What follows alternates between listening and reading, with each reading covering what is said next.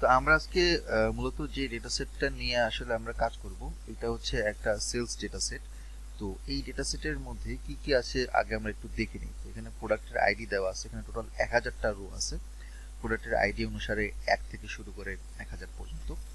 এখানে প্রোডাক্টের নাম দেওয়া আছে, এটা আসলে জাস্ট প্রোডাক্টের নাম 1 2 3 4 করে এরকম দেওয়া আছে। প্রোডাক্টের ক্যাটাগরি দেওয়া আছে, যেমন clothing, home, kitchen, toys, books, electronics এরকম। তাদের প্রাইসগুলো দেওয়া আছে, যে প্রোডাক্টগুলোর প্রাইস।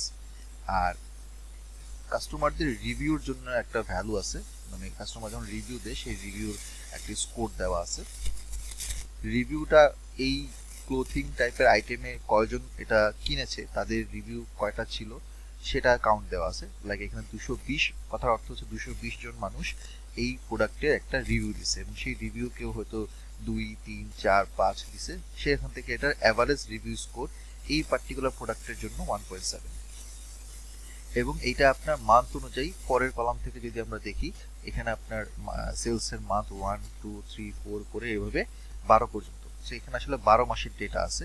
তো এখানে এই ডেটা অনুসারে আমরা যেটা দেখতে পারি যে একটা পার্টিকুলার প্রোডাক্ট যদি ক্লোথিং টাইপের হয় তাহলে এটা প্রোডাক্টের প্রাইস কত, এটা আপনার রিভিউ কত, কজন রিভিউ দিয়েছে, রিভিউ স্কোর কত, এবং এটা গত 12টা মাসে কত করে সেল হয়েছে। ঠিক আছে, হ্যাঁ, কয়টা সেল হয়েছে। এখন এরকম ভাবে আমরা হচ্ছে এখান থেকে এই ডেটাগুলো উপর থেকে নিচ পর্যন্ত প্রত্যেকটা প্রোডাক্টের এগেনস্টে, প্রত্যেকটা ক্যাটাগরির এগেনস্টে price, review score, review count এবং তাদের যে মান্থলি সেল সেটা আমরা এখান থেকে পাচ্ছি। এবার আমাদের যে কাজটা করতে হবে, আমরা এই ডেটাটাকে আগে হচ্ছে কিছু ইডিএ করব, মানে এক্সপ্লোরেটরি ডেটা অ্যানালাইসিস করব। এই এক্সপ্লোরেটরি ডেটা অ্যানালাইসিসটা করার জন্য আমাদেরকে নামপাই, ম্যাটপ্লটলিব, পান্ডাস, সিবর্ন এগুলো ইউজ করতে হয়। তো আমরা একটা একটা করে আসলে দেখব। এটা বেশ বড় একটা প্রজেক্টের কোড, এবং কোড আসলে পুরোটা একটা ক্লাস আসলে কভার করাও খুব ডিফিকাল্ট হয়ে যায়, বাট আমি যতটুকু পারি আর কি আপনাদেরকে দেখাবো। এরকম প্রজেক্ট আমরা আমাদের যেই কোর্স আছে, সেই কোর্সে যেটা শুরু হচ্ছে 30 তারিখ থেকে, ওইখানে আমরা এরকম টোটাল 4টা প্রজেক্ট আমরা দেখবো। এটা যেমন একটা ই কমার্সের সেলস ডেটা, এরকম আরো 3 ধরনের আমরা ডিফারেন্ট টাইপের, যেমন কাস্টমার সেগমেন্টেশন বা হচ্ছে আপনার ইনভেন্টরি অপটিমাইজেশন, ওগুলোর উপরে আমরা হচ্ছে টোটাল 4টা প্রজেক্ট করব। সো আমার কাছে মোটামুটি প্রায় 10-12টা টাইপের প্রজেক্ট আছে, প্রজেক্টের কোড টোড সব সেগুলো নিয়ে আমি আসলে কাজ করি। সো ওখান থেকে আমি 4টা প্রজেক্ট আপনাদেরকে দেখাবো। এর মধ্যে এটা হচ্ছে আজকের একটা প্রজেক্টের ডেটা। এখন আমরা একটু এখানের মধ্যে স্পাইডারে যাই। আমরা ফার্স্ট অফ অল যেটা করব, আমাদের পান্ডাস যে লাইব্রেরিটা রয়েছে সেটাকে আমরা এখানে কল করব, ইম্পোর্ট করব, এন্ড আমাদের ডেটা সেটটাকে লোড করব। তো লোড করতে গেলে পান্ডাস থেকে রিড সিএসভি এই ফাংশনটা দিয়ে আমার বা আপনার যেখানের মধ্যে ওই হার্ড ডিস্কে ডেটাটা থাকবে সেই ডেটার লোকেশনটা দিয়ে আমরা এটাকে রান করব। রান করার পরে যেটা হবে যে আমার ডান পাশে এখানে ভেরিয়েবল এক্সপ্লোরারে এই প্রথম যে ভেরিয়েবলটা, যেটা ডিএফ নামে আমি ডাটা সেটটা লোড করেছি, এটা আসবে। তারপর ওভার দ্য টাইম আমরা যত এখানের মধ্যে কোডগুলোকে রান করব, যতগুলো ভেরিয়েবল আসবে, যতগুলো ক্রিয়েট হবে, সবগুলো ডান পাশে এখানে একটা করে জমা হবে। সো আমাদের এই ডেটা ফ্রেমের মধ্যে টোটাল 1000টা রো আছে। তার মানে আমার এখানে এই পাশ থেকে 1টা 2টা 3টা 4টা এরকম করতে করতে আমি যদি রো নাম্বার দেখি, টোটাল নিচ পর্যন্ত এখানে 1000টা আছে, প্রোডাক্ট নাম্বার 1000 পর্যন্ত আছে। এবং এখানের মধ্যে আমার টোটাল 18টা কলাম আছে। তা আমি যে কলামের নামগুলো বলছি, এই প্রত্যেকটা আইডি ধরে, ID, product, type, category, price, আপনার এখানে কাস্টমারদের রিভিউ, কজন কাস্টমার দিয়েছেন, আর 12টা মাসের, 12 আর 6 18, এই নিয়ে আমার টোটাল হচ্ছে এখানে 18টা কলাম। আমি যদি এটাকে ডাবল ক্লিক করি, তাহলে আমি আমার মেইন ডেটা সেটটা যা আছে সেটাই আমি এইখানে দেখতে পাচ্ছি। তো এখানের মধ্যে আমরা হিউজ পরিমাণ, মানে হিউজ না হলেও এখানে মোটামুটি যেটুকু ডেটা আছে, এই ডেটা থেকে আমরা আমাদের ইন্টারনাল যে বিষয়গুলো আছে বা এখান থেকে যে ইনসাইটগুলো আছে সেগুলো আমরা খুঁজে খুঁজে বের করব। এবং আমাদের আসলে একটা ডেটাকে অ্যানালাইসিস করতে গেলে কি কিভাবে আমাদেরকে অবজেক্টিভ সেট করতে হয়, সেই ওয়ে এবং প্রসেসগুলো হচ্ছে আমি পুরো কোর্স আপনাদেরকে শেখাবো।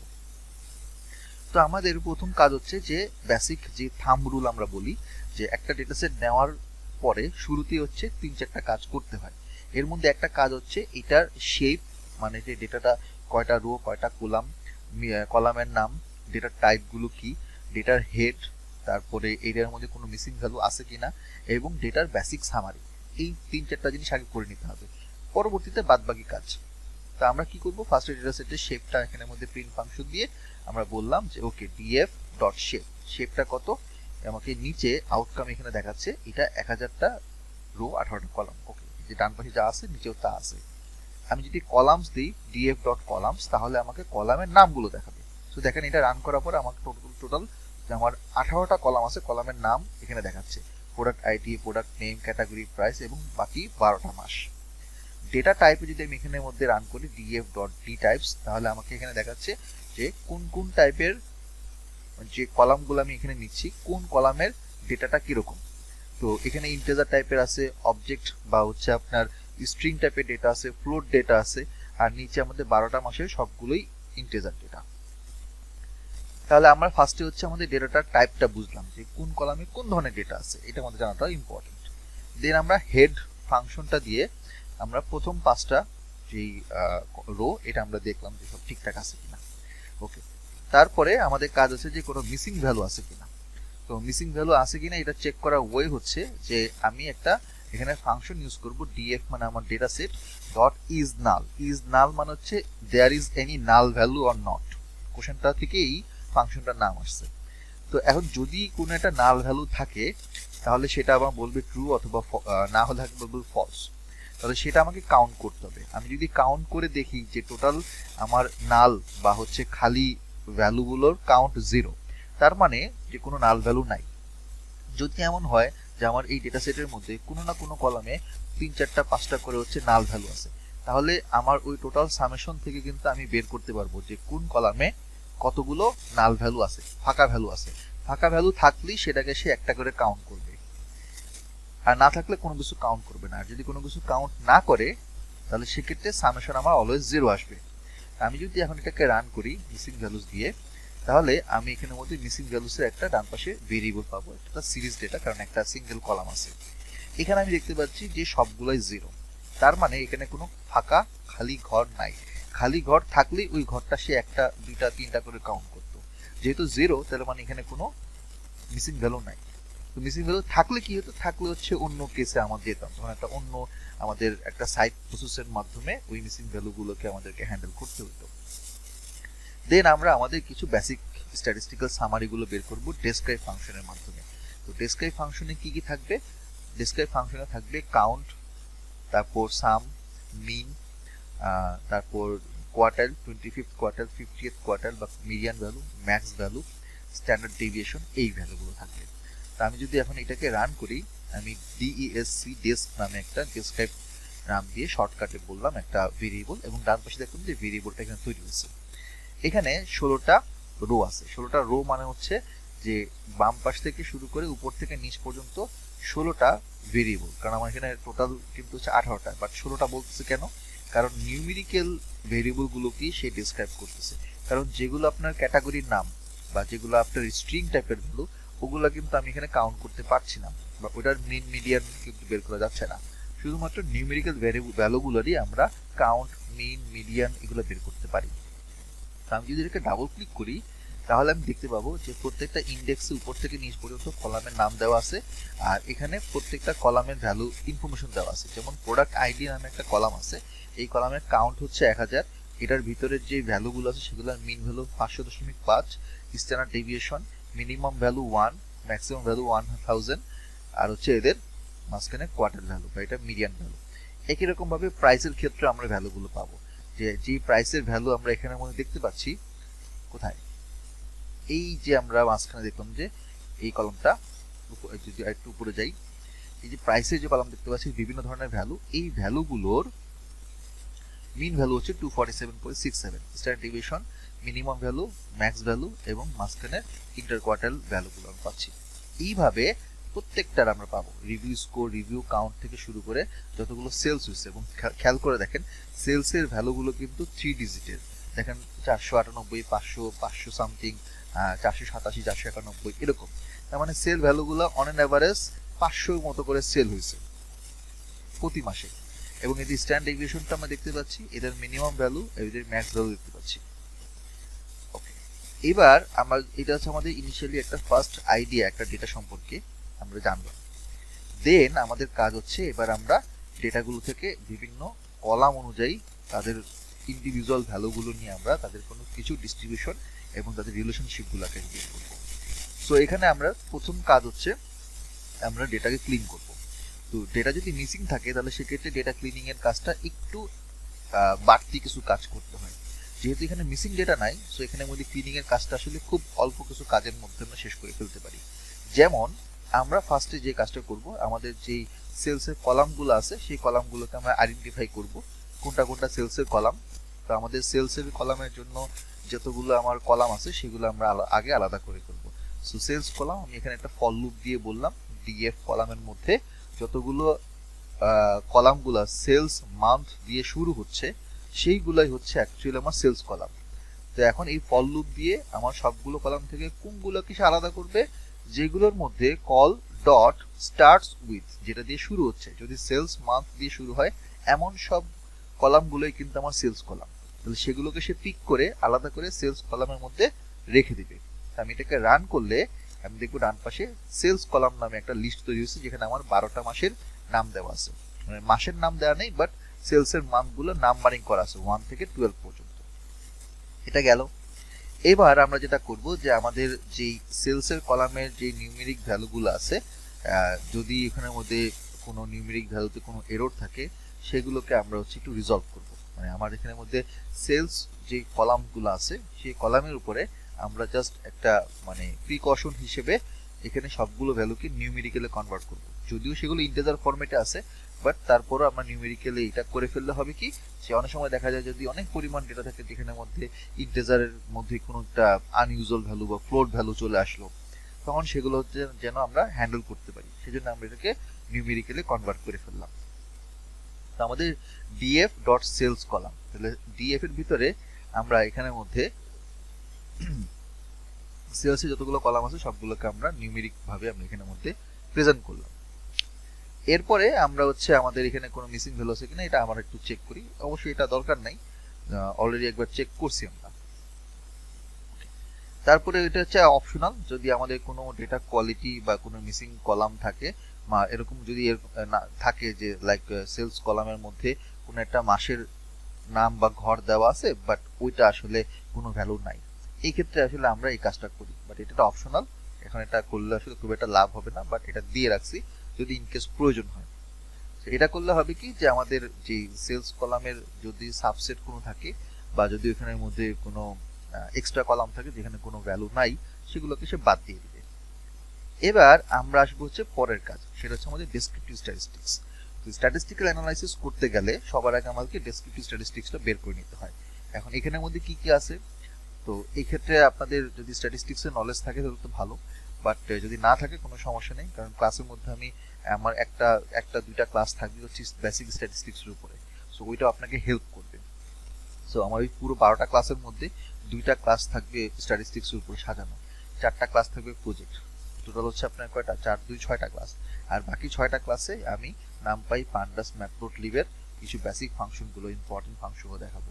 তো এই নিয়ে হচ্ছে আমাদের টোটাল 12টা ক্লাস। তো এখন এই বেসিক ডেসক্রিপটিভ স্ট্যাটিস্টিক্সের জন্য আমার কি কি লাগবে, নামপাই লাগবে, আমার ডেটাকে ভিজুয়ালাইজ করার জন্য ম্যাটপ্লটলিব লাগবে, আর সিবন লাগবে। তো দুইটা দিয়ে আমরা ভিজুয়ালাইজ করব যখন যেটাতে সুবিধা হয় আর কি। ম্যাটপ্লটলিবটা হচ্ছে একটু রুডিমেন্টারি টাইপ, মানে হচ্ছে একটু বেসিক লেভেলের, একদম শুরুর দিকে। তো আপনার পাইথন প্রোগ্রামিং ল্যাঙ্গুয়েজের যদি একদম ফান্ডামেন্টাল লাইব্রেরি বলা হয়, লাইব্রেরি যদি বলি 3টা লাইব্রেরি হচ্ছে একদম ফান্ডামেন্টাল লাইব্রেরি, নামপাই, পান্ডাস এবং ম্যাটপ্লটলিব। তারপরে ধীরে ধীরে বাকি লাইব্রেরিগুলো আস্তে আস্তে তৈরি হয়েছে এবং বিভিন্ন কাজের জন্য বিভিন্ন ধরনের লাইব্রেরিগুলো ডেভেলপাররা তৈরি করছেন, এখন স্টিল তৈরি করতেছেন। সো ওইভাবে যদি আমরা লাইব্রেরি হিসাব করি, প্রায় 2000-এর উপর লাইব্রেরি আছে পাইথন প্রোগ্রামিং ল্যাঙ্গুয়েজে। কিন্তু আমাদের ডেটা অ্যানালিটিক্সের কাজ শেখার জন্য আমরা মোটামুটি সব মিলায় হয়তো 10টা 12টা লাইব্রেরি ইউজ করি, এর বেশি লাইব্রেরি আমাদের প্রয়োজন পড়ে না। কারণ বাকি যে লাইব্রেরিগুলো আছে এগুলো আরো অন্যান্য ডোমেইনে বা আরো অন্যান্য সেক্টরে ইউজ হয়। যেমন ধরেন আপনার ফিজিক্স বা ম্যাথ, কেমিস্ট্রি, অথবা মনে করেন যে অ্যাস্ট্রোলজি, অথবা মনে করেন মেডিকেল সেক্টর, এরকম অনেক অন্যান্য সেক্টরে, যেই সেক্টরে আপনি বলেন না কেন প্রত্যেকটা সেক্টরের জন্য এরকম বিভিন্ন অ্যানালাইসিস করার জন্য তাদের লাইব্রেরিগুলো আলাদা করে ডিফাইন করা আছে।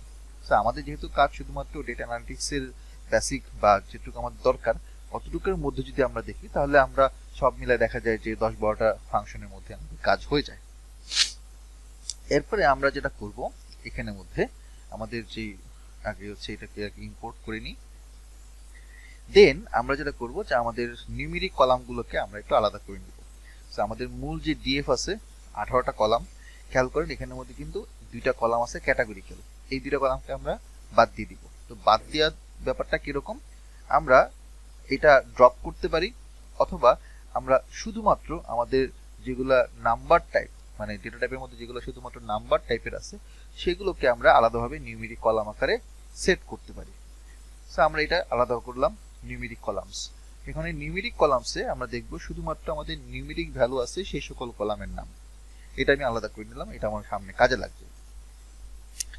এরপরে আমরা করব কি আমাদের বিভিন্ন ডেসক্রিপটিভ স্ট্যাটিস্টিক্স গুলো বের করব, যেমন mean, median, variance, standard deviation, skew, kurtosis.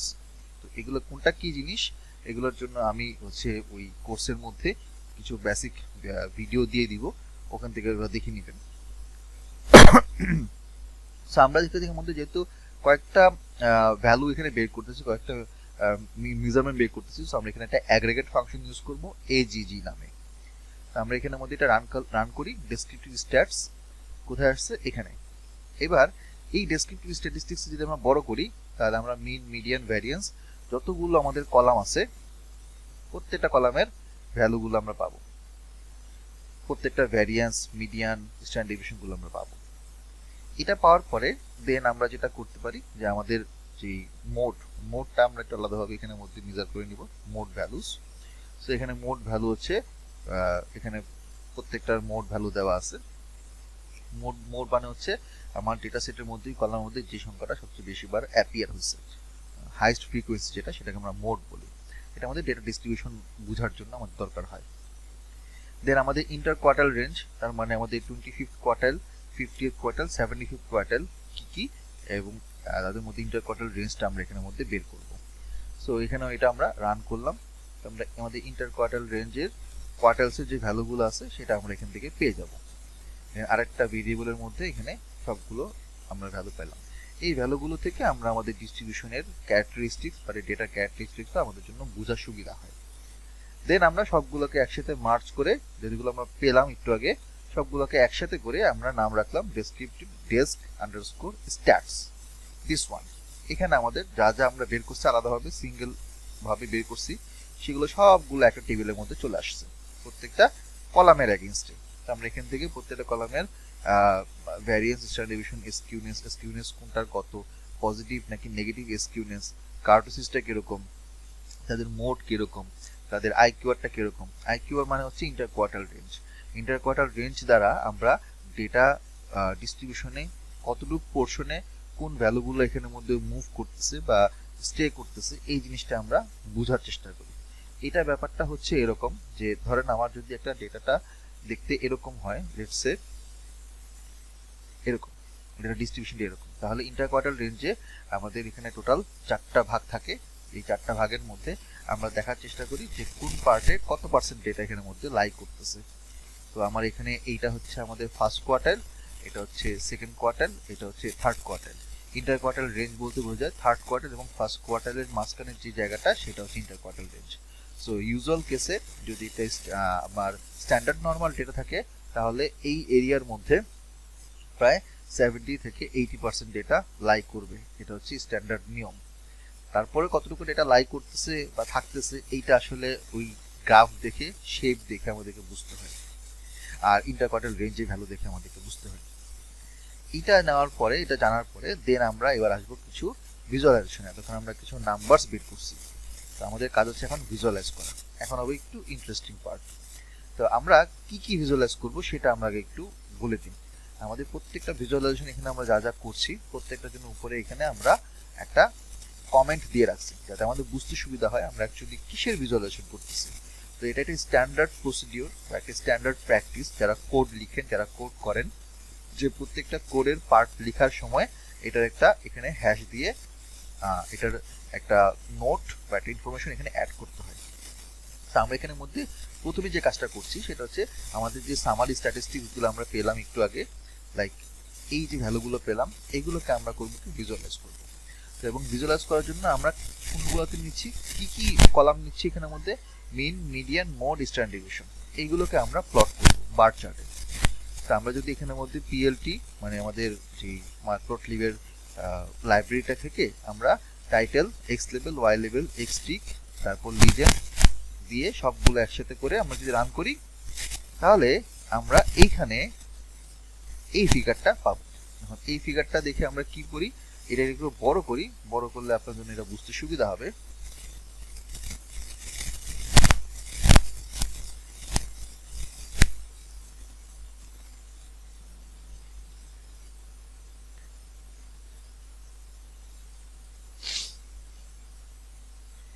এখানের মধ্যে আমি সেভ করি। এই যে আমরা পিকচারটা পেলাম, এই পিকচারটা কি মিন করতেছে, আমি একটু বড় করি।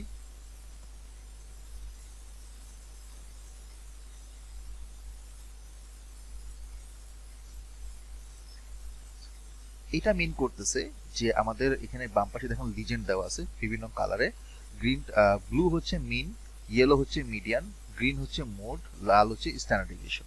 সো আমাদের যতগুলো কলাম আছে নিউমেরিক কলাম, প্রত্যেকটা নিউমেরিক কলামের এই 4টা করে ভ্যালু এখানের মধ্যে আমরা প্লট করছি।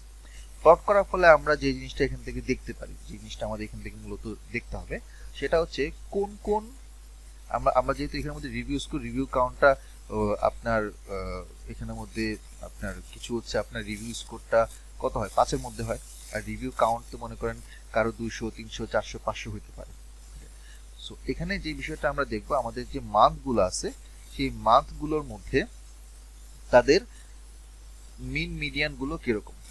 তো আমরা কিন্তু এখানে একটা প্রথমে জিনিস দেখছিলাম, আপনি খেয়াল করছেন কিনা, ওখানে বলছেন যে মিন ভ্যালু কিন্তু অলমোস্ট প্রায় 500-র কাছাকাছি। আপনি দেখেন এখানে ব্লু কালারের যেটা মিন আছে এটা কিন্তু সব হচ্ছে 400 থেকে 600-র মাঝামাঝি এই ঘরে আছে, এবং এখানে মিডিয়ানটাও এই কাছাকাছি আছে। তবে এদের স্ট্যান্ডার্ড ডেভিয়েশনটা কম, এবং কম হওয়াটাই হচ্ছে ভালো, যত কম হবে তত বেটার। যদি বেশি হয় তার মানে ডেটাটা খুব বেশি ওয়াইডলি স্প্রেড অবস্থায় আছে। যদি ওয়াইডলি স্প্রেড থাকে তাহলে ওই ডেটা থেকে আমার প্রপার প্রেডিকশন করা বা প্রপার অ্যানালাইসিস করাটা একটু ডিফিকাল্ট হয়। যদি ডেটা খুব বেশি ছড়ানো ছিটানো থাকে তাহলে সেক্ষেত্রে সেটা আমার জন্য সেই ডেটা থেকে আমার অ্যানালাইসিস করাটা ডিফিকাল্ট। যদি কম থাকে তাহলে আমার জন্য ভালো। তো এই স্ট্যান্ডার্ড ডেভিয়েশনের ভ্যালুগুলো দেখলাম সবই হচ্ছে 200, 300-র নিচে। এইখানে মোটামুটি প্রায় একটা নির্দিষ্ট ভ্যালু এখানে ফলো করতেছে। গ্রিন কালার হচ্ছে মোড, তো এখানে মোড ভ্যালু কোনোটা হচ্ছে বেশি কোনোটার কম। তো এখানে মোড ভ্যালু যদি আমার বেশি থাকে তার মানে হচ্ছে ডেটাটা কোনো একটা জায়গায় স্কিউ থাকবে, স্কিউড হবে, ডানে অথবা বামে স্কিউড থাকবে। কেন স্কিউড থাকবে, এটারও কিছু স্ট্যাটিস্টিক্যাল অ্যানালাইসিস আছে। সেটা হচ্ছে এরকম যে যদি আমার ডেটার শেপটা লেটসে এরকম হইলো, তার মানে আমার বেশিরভাগ ডেটা কোথায় আছে, এই জায়গাতে আছে।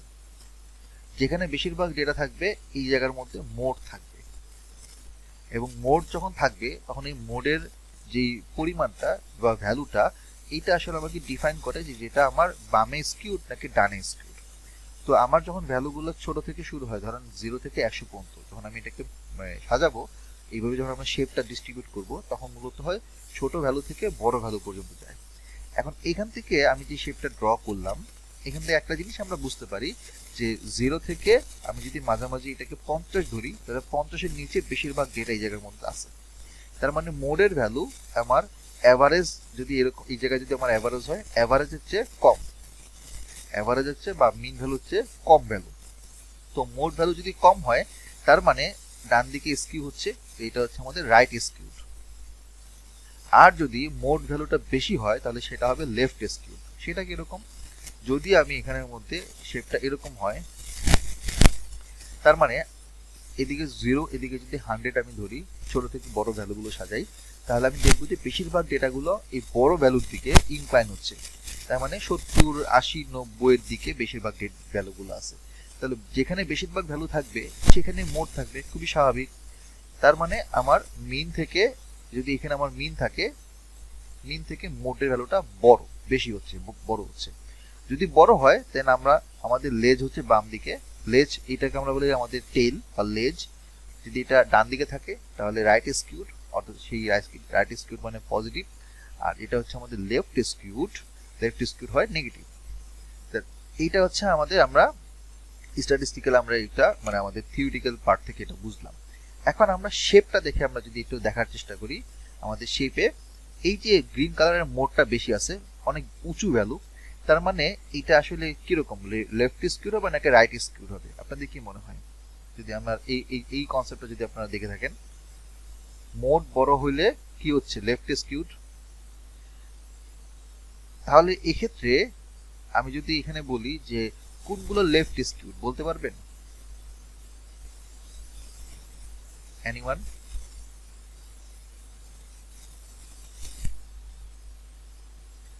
যদি বড় থাকে তাহলে এটা হবে লেফট স্কিউড, তার মানে ডান দিকে বেশিরভাগ ভ্যালুগুলো এখানে লাই করছে, মানে থাকতেছে ওই জায়গার মধ্যে। তাহলে লেফট স্কিউড যদি হয়, আমি লেফট স্কিউড কোন কোন কলামগুলোকে দেখতে পাবো? রিভিউ কাউন্ট, সেলস মান্থ, আর এই 12টা মাসের মধ্যে শেষ 2টা মাসে আমার সেলের পরিমাণটা বাড়ছে, তার মানে বেশি হয়েছে, হওয়ার কারণে মোডটাও ডান দিকে শিফট করছে, এবং মোড ডান দিকে শিফট হওয়া মানে এটা লেফট স্কিউড হচ্ছে। আর যদি এমন হয় যে মোড, মিন এবং মিডিয়ান তিনটা যদি অলমোস্ট প্রায় কাছাকাছি থাকে, তাহলে বুঝতে পারবো যে সবগুলো ভ্যালু একটা সার্টিন জায়গাতে লাই করছে বা থাকতেছে। তখন আমার ডেটাটা হবে একটা স্ট্যান্ডার্ড নর্মালের মতন। তো স্ট্যান্ডার্ড নর্মালটা হবে দেখতে কিরকম, এরকম একটা বেল শেপ থাকবে। তো বেল শেপ যখন থাকবে তখন আমরা স্বাভাবিকভাবেই বুঝতে পারি যে আমাদের বেশিরভাগ ডেটাগুলো এই জায়গার মধ্যে লাই করতেছে। মোটামুটি এখানে আমার, আমি যদি এটাকে মিন বলি, আমার এই জায়গার মধ্যে মিন, তাহলে এখানে এই আশেপাশে হচ্ছে আমার মিডিয়ান থাকবে, মোড থাকবে, কারণ বেশিরভাগ ডেটা এই জায়গার মধ্যে, এবং ডেটা যখন বেশিরভাগ এখানে থাকবে তখন মোড ওই জায়গায় থাকবে, মিডিয়ান তো একই জায়গায় থাকবে। তো যখন একই জায়গায় থাকবে তার মানে হচ্ছে আমি যদি মিন, মিডিয়ান, মোডে যদি আমি তাদের যদি শেপ যদি আমি দাঁড়া করাই, তাহলে অলমোস্ট প্রায় এটা কাছাকাছি থাকতেছে। আর যদি যে আগের কথা বললাম যে এখানের মধ্যে যদি স্কিউ হয়, তাহলে সেক্ষেত্রে আপনার শেপটা, ধরেন মিন যদি এখানে হয়, তাহলে মোড হবে এখানের মধ্যে, বা মিডিয়ান হবে এরকম। তার মানে এখানে আপনার একটা গ্যাপ হচ্ছে, একটা অ্যানোমালি হচ্ছে তিনটা ভ্যালুর মধ্যে। তাহলে আমাদের এখানের মধ্যে যে জিনিসটা বোঝার দরকার সেটা হচ্ছে এদের মধ্যে কোনগুলা মোটামুটি কাছাকাছি একটা নর্মাল ডিস্ট্রিবিউশনের মতো ফলো করতেছে বা ওই রকম ডেটা তৈরি হচ্ছে। এখানে আমরা 3টা কলাম পাচ্ছি, একটা হচ্ছে 4 নাম্বার মাস, এখানে হচ্ছে আপনার 8 নাম্বার মাস, 10 নাম্বার মাস। এই 3টা মাসের ডেটা অনেকটা হচ্ছে কিছুটা নর্মালের মতো ফলো করে। তো আমি এটা হচ্ছে এই ভ্যালুটা দেখে বলতেছি, বা আমি এই চার্ট দেখে বলতেছি, বিকজ ওইটা আমি মানে আমি এটা জানি, এবং ওই প্র্যাকটিসটা করতে করতে আমি বুঝতে পারি যে আমার ডেটাটা ডিস্ট্রিবিউশন কিরকম। আপনারাও যখন আস্তে আস্তে ডেটা নিয়ে কাজ করবেন, মানে একটা সময় আপনারাও এটা বুঝতে পারবেন। এখন যেমন আমি চট করে একটা ডেটা সেটের বেসিক ইনফরমেশন গুলো দেখে আমি বুঝতে পারি ডেটার ভিতরে কি ঘটনা ঘটতেছে, এবং ডেটাটাকে আমাকে কিভাবে হ্যান্ডেল করতে হবে, ডেটাটাকে আমাকে কোন ওয়েতে কিভাবে অ্যানালাইসিস করতে হবে। এটা just over the time practice করতে করতে আপনাদেরও একটা ওই মানে ইনটিউশন এবং ওই নলেজটা তখন তৈরি হয়ে যাবে।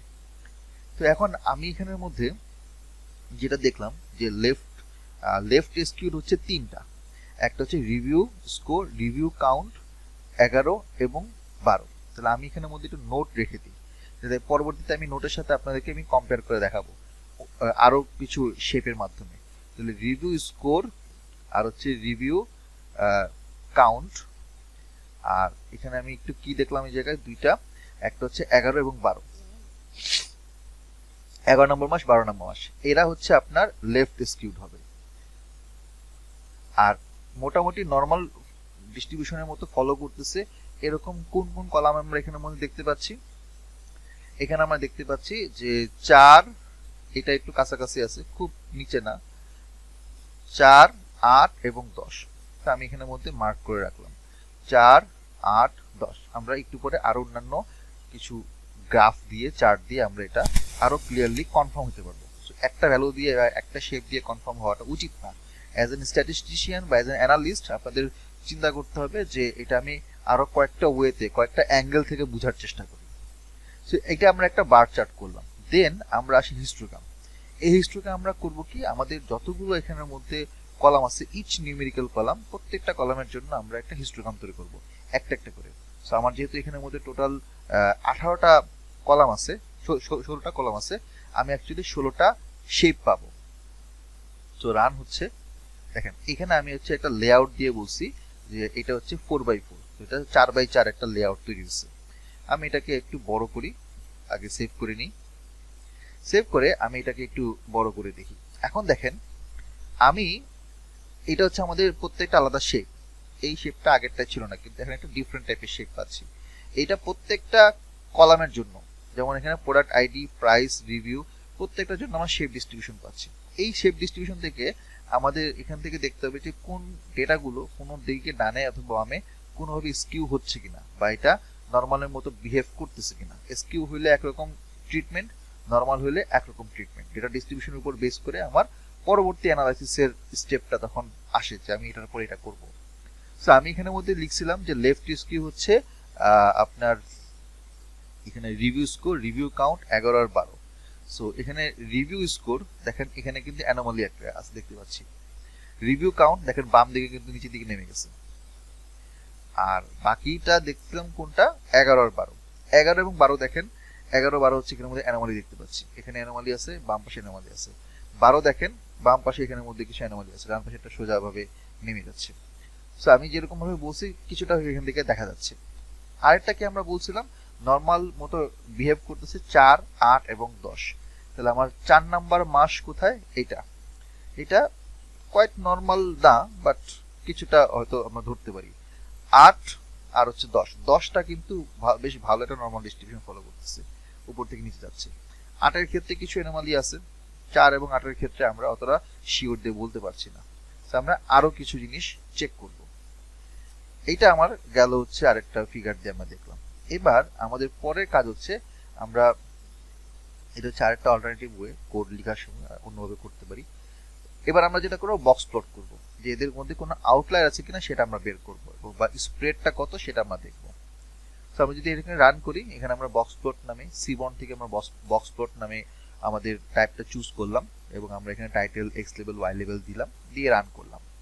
রান করার পরে এখান থেকে আমরা পাই আমাদের বক্স প্লট। এবার বক্স প্লটটাকে আমরা আবার একটু সেভ করি, সেভ করে আমরা একটু বড় করে দেখি যে বক্স প্লটে আসলে কি ঘটনা হচ্ছে এখানের মধ্যে।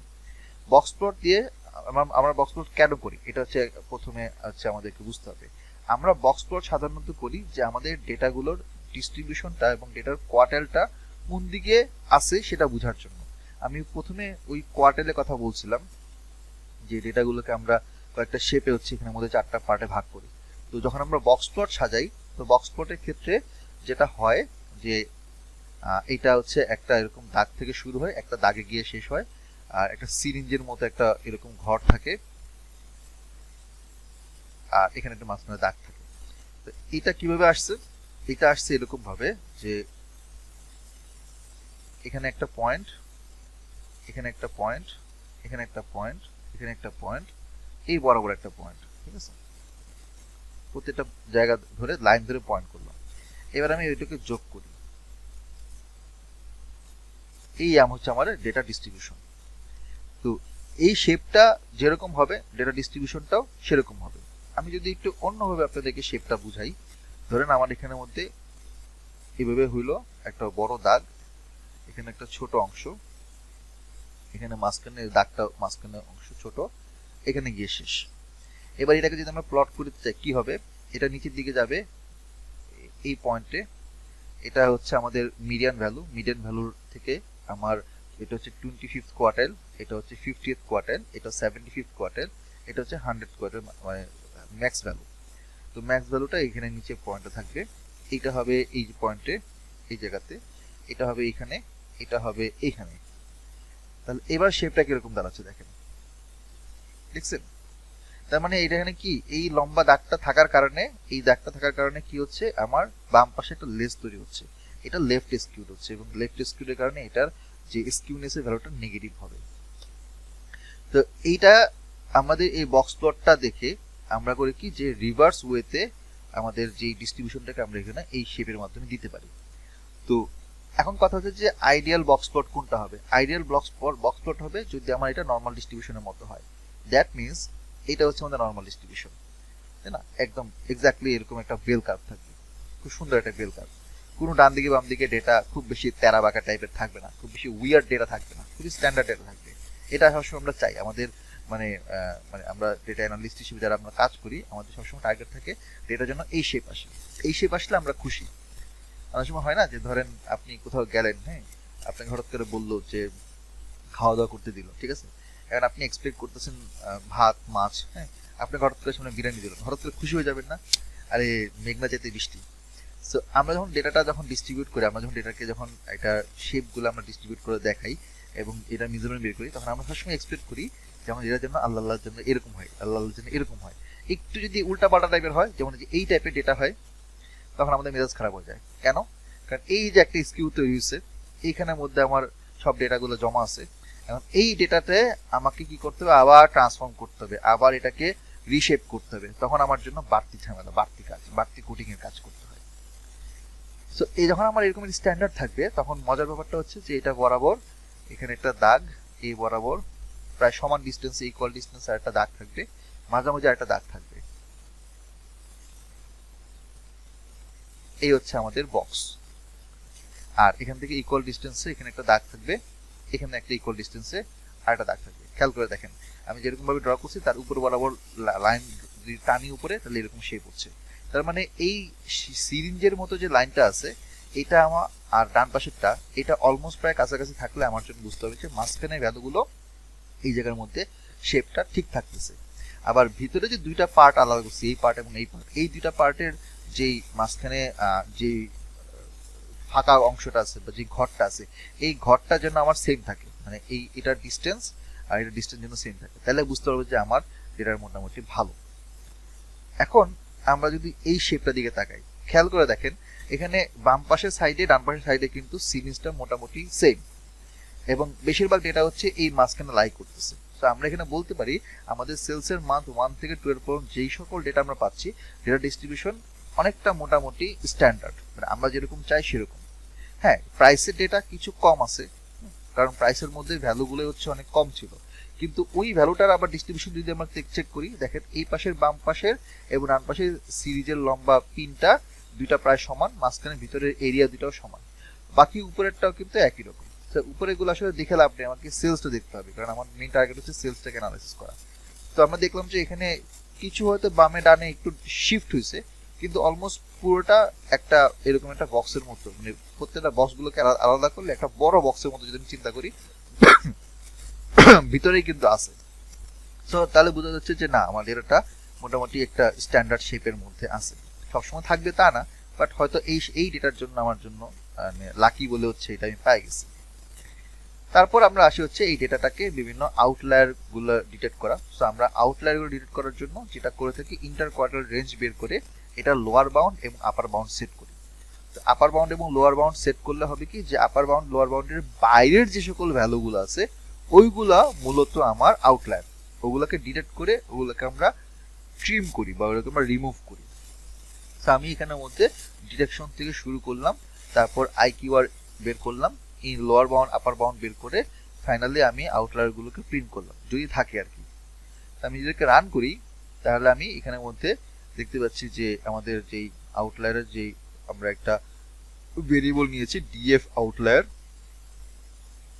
এখানে তেমন কোনো ভ্যালু এখানে নাই, কোনো কিছু আইডেন্টিফাই করতে পারে নাই, মানে আমার এই ফর্মুলা অনুযায়ী আইডেন্টিফাই হয় নাই।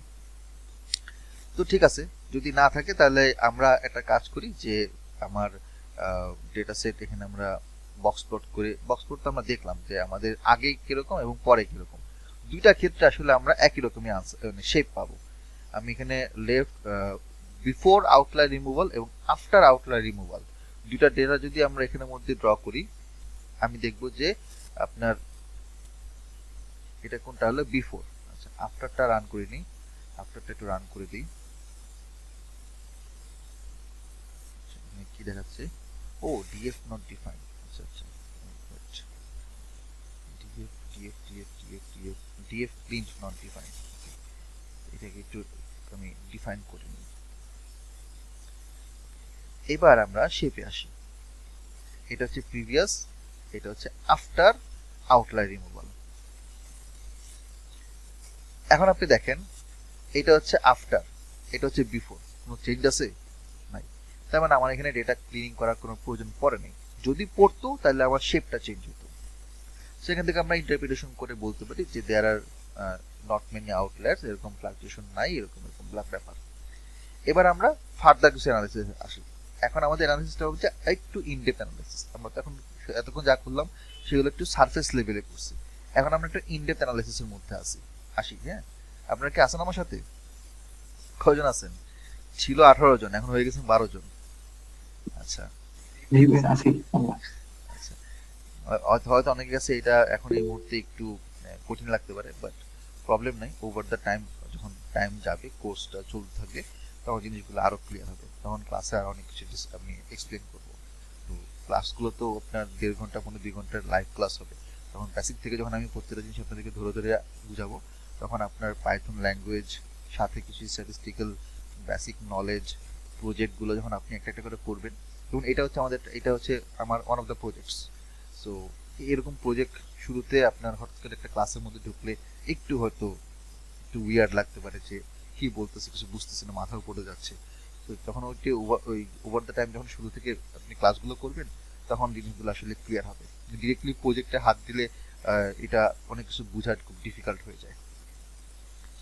আমি অবশ্য আপনাদের সাথে একটু পরে কথা বলবো, যদি আপনাদের কোনো কুইরি থাকে কুইরি নিয়ে আমি ডিসকাস করবো। আমি জাস্ট একটু আরেকটু কাভার করি। এখানে আপনার আমরা আছি কত 187 নাম্বার লাইন করে, এটা আরো বড়, এটা যাচ্ছে আপনার 500, প্রায় 650 মতো, বেশ লম্বা। এখন কথা হচ্ছে আমরা যদি একটু ফার্দার অ্যানালাইসিস করি, আমরা ফার্স্টে করব কি, আমাদের প্রত্যেকটা ক্যাটাগরিকে একটু সেপারেটলি আলাদা করব, এবং প্রত্যেকটা ক্যাটাগরির উপর বেস করে আমাদের প্রাইসগুলোকে ডিস্ট্রিবিউশনগুলো বের করব। তারপরে আমরা আমাদের এটার যে মিন রিভিউ স্কোর এবং মিন রিভিউ কাউন্ট বের করব ক্যাটাগরির উপর বেস করে। তো কোনটা কি জিনিস আমি একটু বলতেছি। ফার্স্টে আমরা ক্যাটাগরিগুলোকে আলাদা করে একটা লিস্ট করি। তো এই কোন ক্যাটাগরি বলতে আমরা কাকে বোঝাচ্ছি, এইখানে যে ক্যাটাগরিগুলো দেখতে পাচ্ছেন, আমি যদি এটাকে আপনার একটু ফিল্টার থ্রুতে দেখাই, এই হচ্ছে books, clothing, electronics, health, sports, toy, home and kitchen, এই যে আইটেমগুলো দেখতে পাচ্ছি, এই আইটেমগুলোকে আমরা সবার আগে একটু আলাদা করি। আলাদা করলাম। এখন আমি চাচ্ছি কি, আমাদের যে প্রাইসগুলো আছে, এই প্রাইসগুলো ক্যাটাগরির উপর বেস করে প্রাইসের ডিস্ট্রিবিউশনটা আমরা ভিজুয়ালাইজ করব। তার মানে হচ্ছে যে এইখানে দেখেন ক্লোথিং এর প্রাইস দেওয়া আছে, আবার দেখেন নিচে ক্লোথিং এর আরেকটা প্রাইস দেওয়া আছে, আবার ক্লোথিং এর আরেকটা প্রাইস দেওয়া আছে। তাহলে এরকম তো অনেকগুলো ক্লোথিং এর প্রাইস দেওয়া আছে। একই রকম ভাবে টয়স এর, বুকস এর প্রত্যেকটার জন্য ডিফারেন্ট ডিফারেন্ট প্রাইস দেওয়া আছে, অনেকগুলো প্রাইস দেওয়া আছে। এখন কোন কোন টাইপের ক্যাটাগরির সাথে টোটাল প্রাইস বা তাদের মিন প্রাইসটা কিরকম, এটা যদি আমি বের করতে পারি, তাহলে কিন্তু আমি বুঝতে পারবো যে আমার ওই দোকানের মধ্যে বা যেই শপ বা যেই আমি রিটেল স্টোর চালাচ্ছি, ওইখানের আমার কোন ক্যাটাগরিগুলোর প্রাইসের রেঞ্জ কিরকম। এইটা যদি আমরা বের করতে চাই, আমরা করব কি, এখানে একটা বক্স প্লট বের করে আমরা এই জায়গার মধ্যে এক্স এর দিকে আমরা এক্স এক্সিস বরাবর ক্যাটাগরি রাখবো, ওয়াই এক্সিস বরাবর প্রাইস রাখবো। তাহলে এই বক্স প্লটটা দিয়ে আমরা প্রাইসের ডিস্ট্রিবিউশনটা বের করতে পারবো। এই হচ্ছে আমাদের প্রাইসের ডিস্ট্রিবিউশন। এখান থেকে আমরা দেখতে পাচ্ছি যে প্রাইসগুলো আপনার মোটামুটি সবগুলোর প্রায় কাছাকাছি রেঞ্জে, তবে আপনার হোম অ্যান্ড কিচেন অ্যাপ্লায়েন্সের প্রাইসগুলো একটু হায়ার টাইপের। একই রকম হেলথ রিলেটেড প্রাইসগুলো এগুলো একটু হায়ার টাইপের। কোনগুলোর আপনার প্রাইস কম, মানে কমের দিকে আছে, ক্লোথিং গুলা কিছু আছে কমের দিকে, নিচের দিকে, আর ইলেকট্রনিক্স আইটেম আছে কিছু কমের দিকে, বাকি তিনটা স্ট্যান্ডার্ড।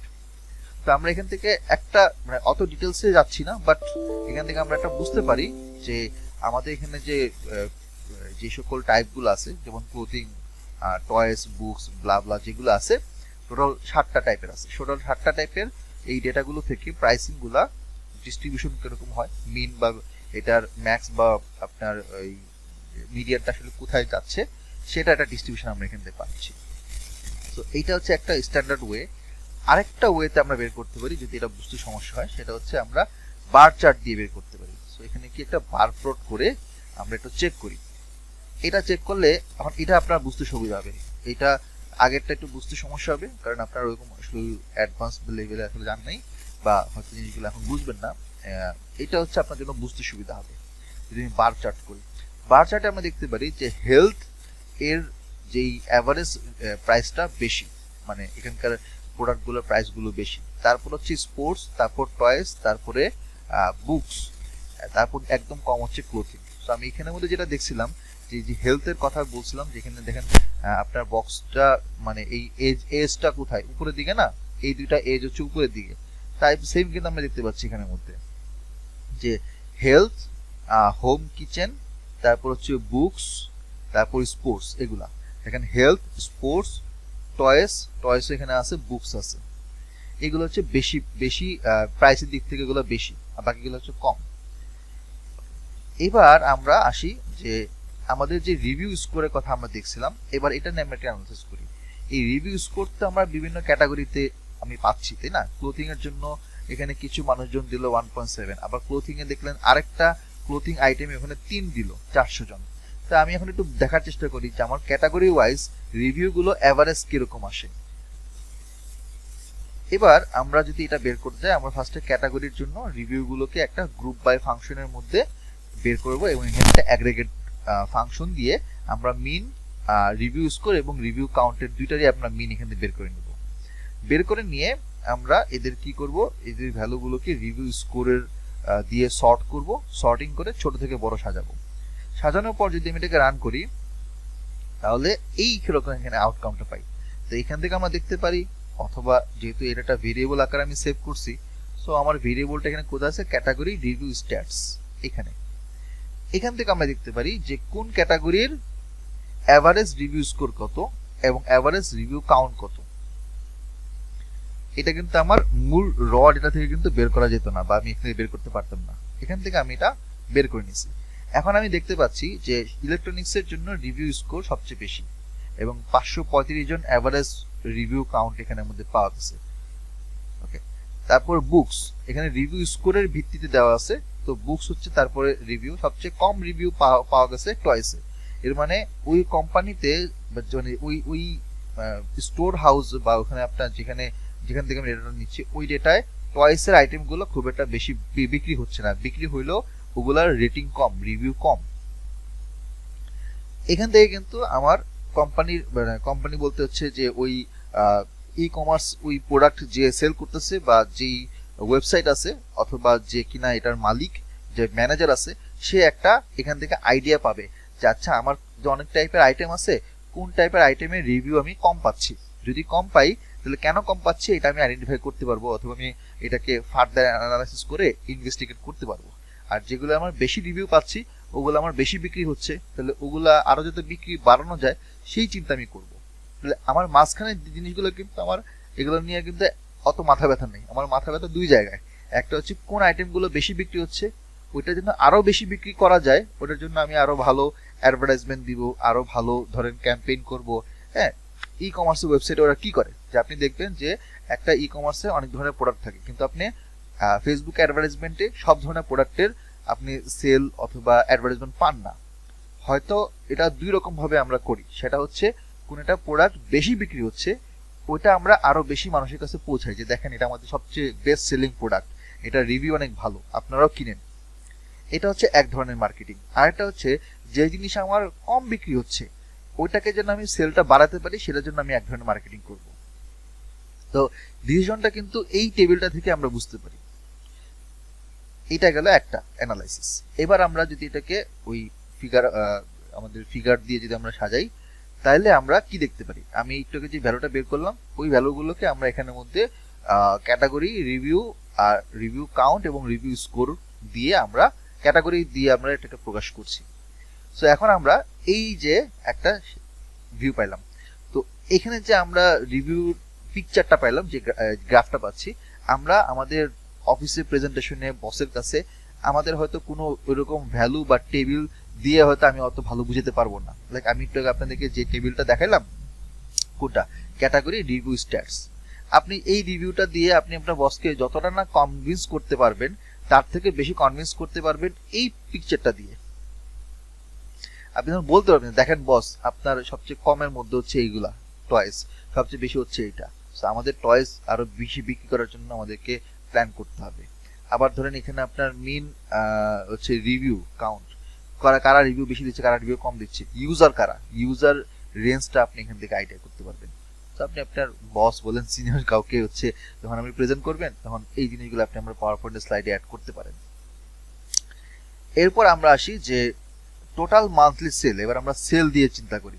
আমার তো এখানে 12টা মাস, তো 12টা মাসে আমি যদি ক্যাটাগরি ধরে যদি চিন্তা করি যে লেটস সে টয়েস অথবা বুকস, এইটা এই পুরো 12 মাসে অন অ্যান অ্যাভারেজ টোটাল কত সেল হচ্ছে, টোটাল কত, সাম কত, বা এটার মিন কত, এগুলো আমি বের করতে যাচ্ছি। তো ফার্স্ট আমি করবো কি, আমার সেলসের কলামগুলোকে আলাদা করে এখানের মধ্যে বের করে নিব। এটা এর আগে মনে হয় উপরে বের করছিলাম, আবার একটু বের করে নিলাম। এবার আমি ক্যাটাগরি অনুযায়ী সেলসগুলোকে আলাদা করব। সো আমি এখানে গ্রুপ বাই করতেছি ক্যাটাগরিকে, আমি কোন ভ্যালুগুলোকে সেলসের কলামের যে ভ্যালুগুলো আছে সেটার আমি সাম বের করব।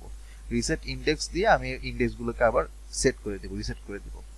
করে আমি যদি এখান থেকে প্রিন্ট করি, এখানে যেহেতু সবগুলা শো করতেছে না, 3টা ডট দিয়ে দেখাচ্ছে, আমি ক্যাটাগরি সেলসের আলাদাভাবে এটার ভেরিয়েবলটাকে একটু বের করি। আচ্ছা, এই যে আমি বের করলাম, এই ভ্যালুটা কিন্তু কি হচ্ছে, আমার টোটাল যে পুরো ডেটা সেটটা আছে সেই ডেটা সেট থেকে একটা সামারি বের করে নিয়ে আসতেছে। কিরকম সামারি? এখানে ক্লোথিং তো অনেকবার আসছে, উপরে নিচে অনেকবার আসছে, এই ক্লোথিং এর এগেইনস্টে আমার সেলগুলো কিন্তু এই জায়গায় আছে।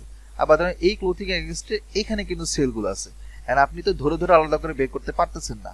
আমি যদি এখানে কয়েকটা পাইথনের কোড দিয়ে বের করে ফেলতে পারি যে আমার বইয়ের ক্যাটাগরিতে প্রথম মাসে টোটাল এত সেল হয়েছে, দ্বিতীয় মাসে এত সেল হয়েছে, এবং আমি আমার মাস অনুযায়ী আমি এখানে একটা আইডিয়া করতে পারবো ভ্যালু দেখে যে কোন মাসে আমার বই বেশি বিক্রি হয়েছে, ক্লোথিং সবচেয়ে বেশি কোথায় বিক্রি হয়েছে। এখানে দেখতে পাচ্ছি 76,000, তার মানে 3 নাম্বার মাসে আমার ক্লোথিংটা বেশি বিক্রি হয়েছে। এখন কেন বিক্রি হয়েছে, আমরা ওইটা জিনিসটা আইডেন্টিফাই করতে পারলে, বা ওই অ্যাডভার্টাইজমেন্টটা বা কেন কোথায় বিক্রি হচ্ছে, হয়তো কোনো ছাড় চলতেছিল, হয়তো মেবি ওটা ঈদের সময় ছিল, হয়তো এটা কোনো একটা ছুটির সময় ছিল, বা কোনো ক্রিসমাসের সময় ছিল, হ্যাঁ, রোজা ঈদ বা কোরবানি ঈদের সময় থাকতে পারে, তাই না? তো ক্লোথিং কখন মানুষ কিনে, যখন কোনো একটা ছুটি পায় বা কোথাও বেড়াতে যাওয়ার আগে কিনে, ডিসেম্বর মানুষজন ঘুরতে যায়, ঘুরার আগে কিনে। বইয়ের ব্যাপারটা হয়তো সারা বছর প্রায় একই রকম ভাবে সেল হচ্ছে, এই জন্য আমরা আনুমানিক একই রকমই প্রতি মাসে সেল পাচ্ছি। ইলেকট্রনিক্স কোনো কোনো মাসে বেশি, কোনো কোনো মাসে কম। এখন হইতে পারে যে অনেক সময় দেখা যায় যে আপনার ওই যে বছরের শেষে একটা ধামাকা অফার থাকে, সাইবার মানডে থাকে, হ্যাঁ, তাই না, এরকম কিছু ক্রিসমাসের সময় ইলেকট্রনিক্সের অনেক ছাড় থাকে, ওই সময় সেলটা হয়তো বেশি হচ্ছে কোনো একটা পার্টিকুলার মাসে। তো এখান থেকে আমরা ওই মাসের নাম্বার ধরে বা কাউন্ট ধরে কিন্তু এখান থেকে বের করতে পারি। একই রকম ভাবে হেলথ রিলেটেড জিনিসগুলো কত বিক্রি হচ্ছে, হোম বা কিচেন আইটেম গুলো এখানে কত বিক্রি হচ্ছে, দেখতে পাচ্ছি যে মোটামুটি কমই, প্রায় 65, 59, 61, 63 এরকমের ঘরে, বাকি যেগুলা উপরে দেখতে পাচ্ছি 76, 80 ঘরে। তো হোম কিচেন আইটেম কিন্তু খুব বেশি বিক্রি হচ্ছে না, লাল হয়ে আছে। স্পোর্টস আইটেম, টয়স আইটেম গুলো এই প্রথম 2-3 মাসে খুব বেশি বিক্রি হয়েছে, পরে কিন্তু খুব একটা বিক্রি হয় না। কেন বিক্রি হয় না? মেবি এমন হইতে পারে যে যারা কিনা এখান থেকে কিনছে তাদের রিভিউ খারাপ ছিল, এই জন্য বাকি মানুষরা পরবর্তী মাসে আর কেউ কিনতে চায় নাই, হইতে পারে, হু নোস। আমি জাস্ট ভ্যালুগুলো দেখে একটা এস্টিমেশন করতেছি, স্পেকুলেশন করতেছি, বাট এইটা আমরা এই স্পেকুলেশনটা আমাদের র ডেটা যখন থাকতো হাতে, আপনি কি এখান থেকে কোনোভাবে আইডিয়া করতে পারতেন এই ডেটাগুলো দেখে? না। তো ডেটা অ্যানালাইসিসের জিনিসটার মজাটাই হচ্ছে এখানের মধ্যে। ডেটা অ্যানালিটিক্স আমরা যখন শিখি বা আমরা যখন এটা অ্যাপ্লাই করি বিভিন্ন জায়গায়, বিভিন্ন অফিসে, কোম্পানিতে, ইন্ডাস্ট্রিতে আমরা যখন অ্যাপ্লাই করি, তখন এইভাবে আসলে অ্যাপ্লাই করি যে ভিতরের ইনসাইটটা যেন আমরা খুঁজে বের করে নিয়ে আসতে পারি। যার কারণে আমরা এটার জন্য বিভিন্ন টুলস ইউজ করি, আমরা এটার জন্য সফটওয়্যার ইউজ করি, আমরা এটার জন্য প্রোগ্রামিং ল্যাঙ্গুয়েজ ইউজ করি। তো এই যে আমি যে আপনাদেরকে ভ্যালুগুলোর কথা এখানে বললাম, যে টেবিলগুলো এখানে আসলো বা এই যে পিকচারগুলো আসলো, এই পিকচারগুলোতে আপনি এক্সেলও করতে পারেন, এক্সেলও তো খুব সুন্দর করে ডিজাইন করে করতে পারবেন। বা এই টেবিলগুলোও কিন্তু আপনি অ্যানালাইসিস করে, পিভট করে, এই করে সেই করে ডাটাকে সর্টিং করে আনতে পারবেন। বাট এক্সেলে করার পরও এখন বিভিন্ন কোম্পানি এক্সেলকে ছাড়াই দিয়ে বা এক্সেল থেকে আরেকটু অ্যাডভান্স যেতে চাচ্ছে, এবং অলরেডি যাচ্ছেও তারা। কেন? কারণ এক্সেলে একটা সার্টিন লিমিট পর্যন্ত ভ্যালুগুলো নেয়, তারপর আসলে নেয় না। তো এক্সেলের মধ্যে হয় কি যে আপনার ওই যখন খুব বেশি ডেটা থাকে তখন এটা চলে যায় আপনার ক্লাউডে, আবার ক্লাউডে গেলে হয় কি তখন ওই ডেটাগুলো আপনার গুগল স্টুডিও দিয়ে, সরি মানে গুগল শিট দিয়ে করতে হয়। তো এখন আপনি দেখবেন যে অফিসিয়াল যে কোনো ধরনের আইটেম, যত ধরনের ডেটা আছে সব এখন গুগল শিট ইউজ করে। তার মানে কি, গুগল শিটটা কেন ইউজ করে? গুগল শিট হচ্ছে সবাই অ্যাক্সেস করতে পারে, চাইলে হচ্ছে যে কাউকে অ্যাক্সেস দেওয়া যায়, ভিউয়ার অ্যাক্সেস, এডিটর অ্যাক্সেস দেওয়া যায়, ভিউ অনলি অ্যাক্সেস দেওয়া যায়। গুগল শিটের মধ্যে আমার সব এক্সেল ফাংশন অপারেশন দেওয়া আছে, ইভেন আরো অনেক বেশি দেওয়া আছে, আরো ক্রিটিক্যাল কমপ্লেক্স জিনিসগুলো এখানে দেওয়া আছে। এই জিনিসটা থেকে আবার যখন কেউ আপডেট ভার্সনে যেতে চায়, যদি একটু বেটার জায়গায় যদি কাজ করতে চায়, যদি ডেটা সিকিউরিটির প্রশ্ন আসে, যদি ডেটা কি বলে যে হ্যান্ডলিং করা হিউজ পরিমাণ বিগ ডেটার যদি পোর্শন চলে আসে, তখন চলে যায় মানুষজন কোথায়, কোম্পানিরা চলে যায় এসকিউএল এ।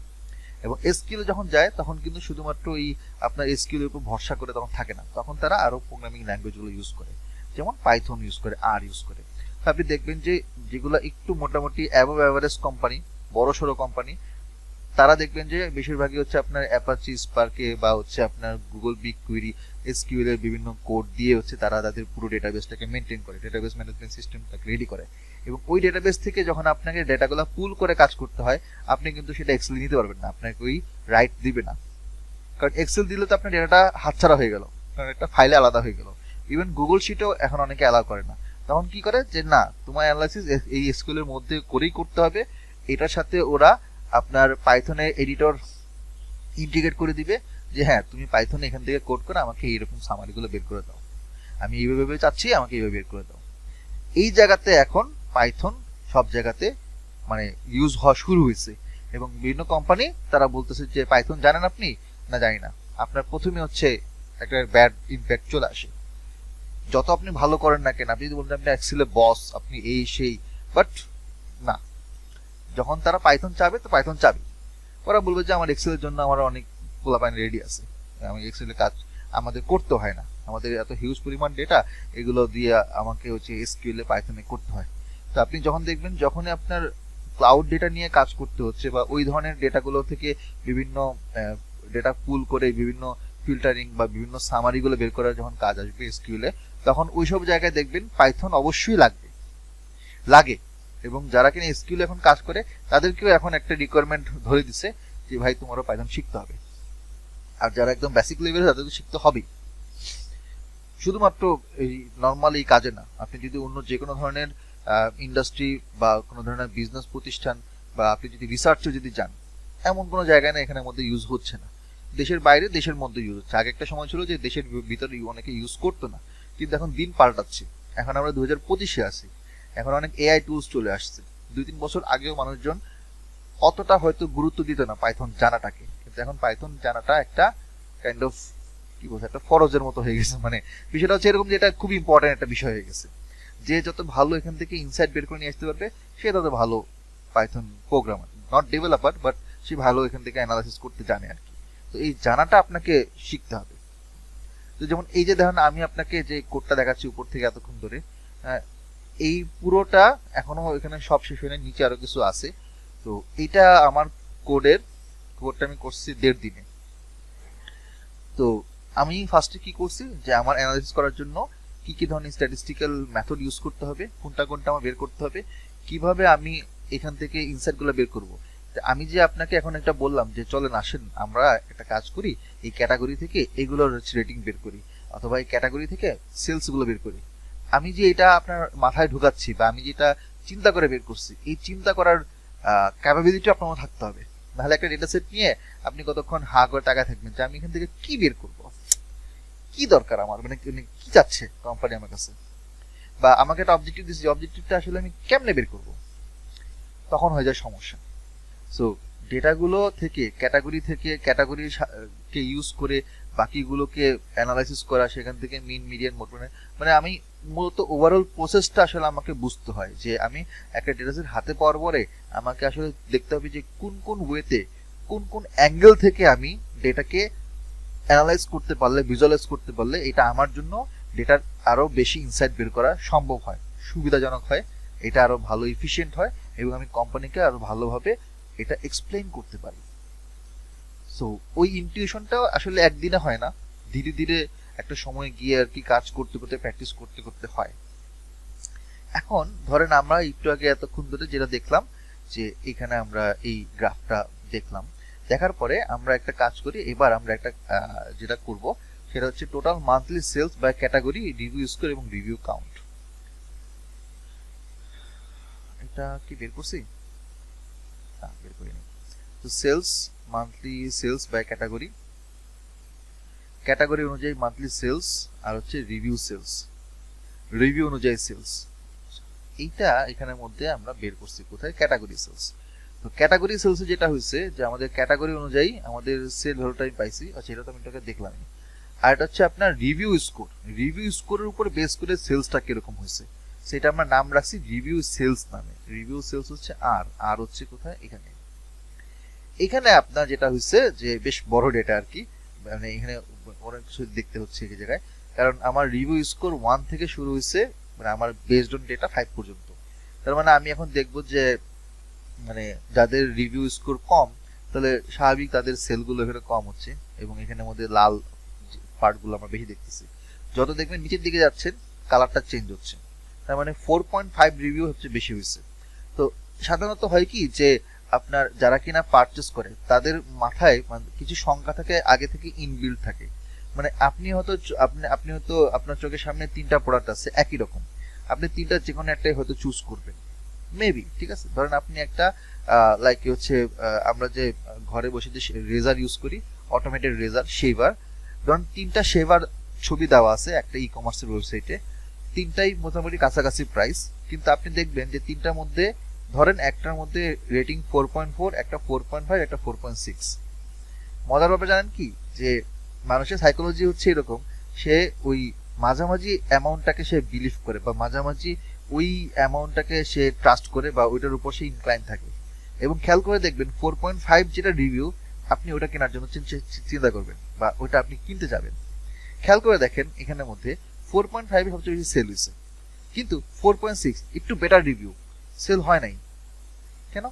কারণ হয়তো তার কাছে ইন্টারেস্ট এই জিনিসটা, মানে একটা বেসিক ইনটিউশন কাজ করছিল যে 4.6 এটা আসলে হয়তো মেবি সামহাউ 5 হওয়ার কথা ছিল, কিন্তু হয়তো 4.89 হওয়ার কথা ছিল, কিন্তু 4.6 বলতেছে, তার মানে হয়তো এটা ভালো না।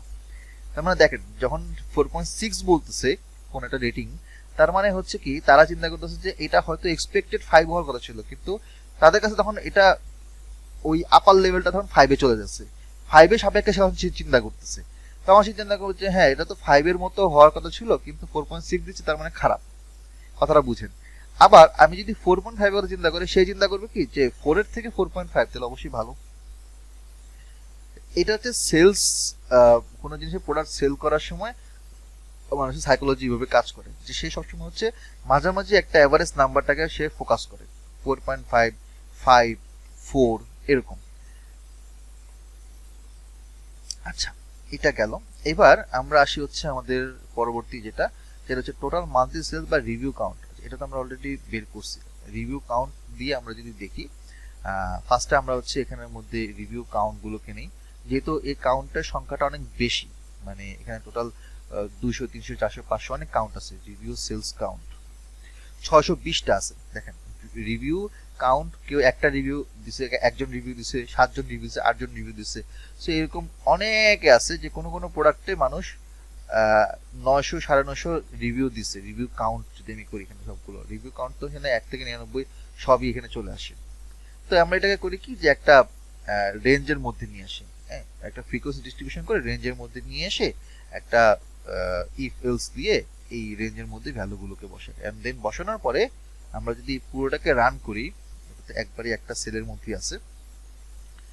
এখন যেটা আমরা করতে পারি, এটাকে একটা কি করছি আমি, মেবি হচ্ছে এখানের মধ্যে frequency distribution of the review count frequency. Review count frequency কোনটা, এখানে। তো আমার যেহেতু অনেকগুলো রিভিউ আছে, আমি করলাম কি এগুলোকে একটা রেঞ্জে নিয়ে আসলাম। তার মানে কি 0 থেকে 200 এই রিভিউ নাম্বারের মধ্যে এতগুলো রিভিউ যেগুলো আসছে, সেই সকল রিভিউর মধ্যে আমার সেলস কত হয়েছে। তো যে সকল রিভিউগুলো, নাম্বার অফ রিভিউ যদি আমি যত বাড়াবো, মানে কোন একটা প্রোডাক্টের ক্ষেত্রে টাইপের ক্ষেত্রে যদি রিভিউ সংখ্যাটা বেশি হয়, তার মানে ওটা সেলসটা বেশি হবে। তাহলে দেখেন যে সকল প্রোডাক্টের রিভিউ কাউন্টগুলো বেশি, এখানে যেহেতু প্রোডাক্টের ক্যাটাগরি বলা নাই, এখানে ওভারঅল সব প্রোডাক্টের কথা বলা হয়েছে। এখানে প্রোডাক্টের ক্যাটাগরি চাইলে ভাগ করা যেত, ভাগ করিনি, আমি শুধু রিভিউ কাউন্টের উপর ফোকাস করছি। তো যে সকল প্রোডাক্টের রিভিউ কাউন্ট 800 বা 1000-এর কাছাকাছি, বা 800 থেকে 1000 রেঞ্জের মধ্যে আছে, খেয়াল করে দেখেন তাদের সেল কিন্তু এখানে বেশি হচ্ছে। তা আমি এখান থেকে কিন্তু আমাকে আরেকটা ইনসাইট আমি পেয়ে গেলাম, যে রিভিউ কাউন্ট হচ্ছে যারা কম রিভিউ দিবে, সংখ্যায় কম রিভিউ দিবে, তার মানে সেই রিভিউ কাউন্টগুলোর এভারেজ রিভিউটাও, ভ্যালুটাও কম আসবে। অনেক সময় দেখা যায় যে কোনো কোনো বই, কোনো খেলনা প্রোডাক্ট বা কোনো ইলেকট্রনিক্স আইটেম হঠাৎ করে খুব খুব হইচই ফেলে দেয়, খুব সাড়া ফেলে দেয়, মানুষজন কেনার জন্য পাগল হয়ে যায় এবং মানুষজন এখানে খুব রিভিউ দেয়, দেখা যায় যে রিভিউ বেশি সুতরাং এটা আমি কিনি, রিভিউ কম বা কতজন রিভিউ দিচ্ছে সেটাও আমরা দেখি, যে হয়তো দেখলাম যে 10 রিভিউ দিচ্ছে মাত্র 5 জন, কিন্তু আরেকটা প্রোডাক্টে দেখলাম যে 7 রিভিউ দিচ্ছে এরকম 500 জন। আমি কোনটা বিলিভ করব? আমি বিলিভ করব যে হয়তো 7 দিচ্ছে সেটা আমি নেই, 5 জন হয়তো আমার কাছে মনে হচ্ছে তারা মেবি কোম্পানি নিজেদের লোক নিজেরা 10 দিয়ে রাখছে, হু নোস। তো এইটাও কিন্তু একটা আমাদের ইনসাইটের একটা অংশ। এরকম আমরা যদি আরেকটা জিনিস যদি বের করি যে বার চার্ট দিয়ে আমরা প্রত্যেকটা রিভিউর কাউন্ট, মানে এটা উপরে যেটা আমি একটু আগে দেখালাম ওইটাকে আমি এখানের মধ্যে বার চার্ট দিয়ে দেখাচ্ছি সেম জিনিসটা। তো রিভিউ কাউন্টের রেঞ্জ অনুযায়ী আমি দেখলাম যে রিভিউ কাউন্ট যত বেশি হবে আমার সেলসটা, মানে অ্যাভারেজ টোটাল সেলসটা কিন্তু অত বেশি হচ্ছে। তারপরে আসে হচ্ছে আমরা এবার আরেকটা পার্ট দেখি, সেটা হচ্ছে লেটস সে আমাদের কাছে যে ক্যাটাগরি আছে সেই ক্যাটাগরি অনুযায়ী আমি দেখতে চাচ্ছি যে কোন কোন টাইপের ক্যাটাগরি সেল বেশি হচ্ছে, কোন টাইপের ক্যাটাগরি সেল কম হচ্ছে।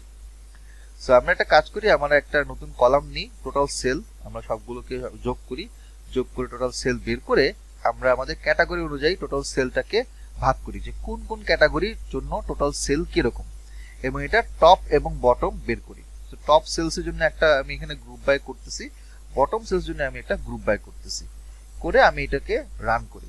রান করে আমি দেখলাম যে টপ সেলস বাই ক্যাটাগরি এবং বটম সেল বাই ক্যাটাগরি আমি এখানে বড় করি। তা আমার ক্যাটাগরি কয়টা? 7টা না? 7টার মধ্যে আমি যদি টোটাল সেল এখানের মধ্যে দেখি, আপনার সবচেয়ে বেশি হচ্ছে বই, না ক্লোথিং, আচ্ছা আমি এটা এইভাবে করি, টোটাল সেল, হ্যাঁ ইলেকট্রনিক্স সবচেয়ে বেশি সেল, তারপর ক্লোথিং, তারপর হেলথ, তারপর স্পোর্টস, তারপর বুকস, তারপর টয়স। মানে আমার ক্যাটাগরি অনুযায়ী টোটাল সেলটা আমি এখান থেকে বের করতে পারি। এটা আমি কি বের করছি এখানে? টোটাল সেলস এর ম্যাক্স ভ্যালু। ওকে ফাইন, শুধুমাত্র টোটাল সেলস না, আমি ক্যাটাগরি অনুযায়ী ম্যাক্স ভ্যালু বের করতেছি, টোটাল সেলটা বের করিনি, আমি টোটাল সেলের মধ্যে ম্যাক্স ভ্যালু বের করছি। এর মানে ইলেকট্রনিক্স এর একটা আইটেম, ওইটার কোনো পার্টিকুলার আইটেমে সবচেয়ে বেশি সেল হয়েছে এরকম, মানে 9,151 টাকা হইতে পারে এরকম। আবার হোম কিচেন আইটেমের মধ্যে সবচেয়ে বেশি হচ্ছে এরকম। একই রকম ভাবে বটম সেল যেটা আছে, বটম সেলস বাই ক্যাটাগরি, এখানে দেখলাম যে বটম সেল হিসেবে সবচেয়ে কম বিক্রি হয়েছে এরকম প্রোডাক্ট হচ্ছে হেলথ টাইপের প্রোডাক্ট, সবচেয়ে কম, কমের মধ্যে কম, মানে মিনিমাম মাত্র 2,972, কোন একটা পার্টিকুলার মানে টোটাল সেল যদি আমি বলি মাস অনুযায়ী, তাহলে এবং কম হয়েছে এটা। আর বেশি হয়েছে কোনটা? ক্লোথিং এর, কমের মধ্যে, লোয়েস্টের মধ্যে। এখন আমরা যদি টপ এবং বটম গুলোকে ক্যাটাগরি গুলোকে ভিজুয়ালাইজ করি, আমি জাস্ট এখানে বক্স প্লট, বার প্লট দিয়ে করি, আমি রান করলাম, রান করার পরে দুইটা পাবো এখানে, একটু আগে যে ভ্যালুটা আমরা দেখলাম এই ভ্যালুগুলোকে আমরা এই জায়গার মধ্যে প্লট করি। তো আমি দেখলাম যে টপ সেল হয়েছে, যদি যে সকল মাসগুলোতে টপ সেল হয়েছে ওই সকল মাসগুলোর যদি টোটাল সেল আমরা কাউন্ট করি তাহলে দেখবো যে ইলেকট্রনিক্স আইটেম সবচেয়ে বেশি, আর লোয়েস্ট সেলের মধ্যে সবচেয়ে কম হচ্ছে হেলথ আইটেম, সবচেয়ে কম সেল হয়েছে, কমের মধ্যে কম। এই যে আমি এতগুলো যে পিকচার বের করলাম এখানের মধ্যে, এগুলো কিন্তু আমার এক একটা ইনসাইট, এই ইনসাইট গুলো আমাকে হেল্প করে যে আমার পরবর্তী মানে হচ্ছে কোন একটা রিগ্রেশন মডেল করতে গেলে বা ফার্দার অ্যানালাইসিস করতে গেলে, ডিসিশন মেকিং করতে গেলে, আমরা যে বলি না যে data driven decision, data driven decision বলতে আসলে অ্যাকচুয়ালি কি বোঝায়? ডেটা থেকে আমি অ্যানালাইসিস করে সেখান থেকে আমি ডিসিশন নিব যে আমার পরবর্তীতে কোনটা করা উচিত, আমি কোন প্রোডাক্টটাকে বেশি সেল করব, কোন প্রোডাক্টটাকে আমি আবার রিপ্লেনিশ করব, কোন প্রোডাক্টটা আমি মার্কেট আউট মানে মার্কেটে আমার ইয়েতে রাখবো না, আমার ইনভেন্টরিতে রাখবো না, নতুন কোন প্রোডাক্টটাকে আনা যেতে পারে। হ্যাঁ, সিমিলার টাইপের প্রোডাক্ট হচ্ছে না, তাহলে একটু ডিফারেন্ট টাইপের প্রোডাক্ট আনবো কিনা। এই যে আমার কিছু মানে বিজনেস ডিসিশন গুলো যখন আমরা নেই, এই সকল ডেটা ড্রিভেন ডিসিশন গুলোকে নেওয়ার জন্যই আমার এই অ্যানালাইসিস গুলো প্রয়োজন হয়। এবং সেটা শুধুমাত্র, এটা আমি একটা এক্সাম্পল দেখাচ্ছি মানে ই কমার্স ডেটার ক্ষেত্রে একটা বেসিক একটা ডেটা দেখাচ্ছি, এমন না যে এটা আহামরি ডেটা, এর মধ্যেও আরো অনেক টাইপের, আরো অনেক, যদি আমি ডোমেইন চিন্তা করি, আর অনেক এরিয়া চিন্তা করি, তাহলে অনেক এরিয়াতেও আমরা এগুলোকে এক্সপ্লোর করতে পারি, বিভিন্ন টাইপের ডেটাগুলো দিয়ে আমরা এক্সপ্লোর করতে পারি। তো তারপর হচ্ছে কোরিলেশন অ্যানালাইসিস করবো আমরা, তো এখান থেকে আমরা আমাদের কিছু নিউমেরিক্যাল কলামগুলোকে আলাদা করে আমরা কোরিলেশন ম্যাট্রিক্স তৈরি করব। কোরিলেশন ম্যাট্রিক্স দিয়ে এটার ইউজুয়ালি আমরা পিয়ারসন কোরিলেশন ম্যাট্রিক্সটা ইউজ করে থাকি। এটার কোরিলেশন ম্যাট্রিক্সটা আমরা যদি একটু বড় করি, এই হচ্ছে আমাদের কোরিলেশন ম্যাট্রিক্স। এখান থেকে আমরা যেটা করি, প্রত্যেকটা ফিচারের সাথে আরেকটা ফিচারের মধ্যে কি কোরিলেশন আছে সেটা আমরা দেখি। যেখানে কিছু হচ্ছে পজিটিভ কোরিলেশন, কিছু হচ্ছে নেগেটিভ কোরিলেশন, কিছু হচ্ছে আপনার বেশ ভালো কোরিলেশন, মানে ভালো বলতে হচ্ছে মোটামুটি 0.34 মতন আর কি। আবার কিছু হচ্ছে একদম জিরোর কাছাকাছি। জিরোর কাছাকাছি মানে নো কোরিলেশন।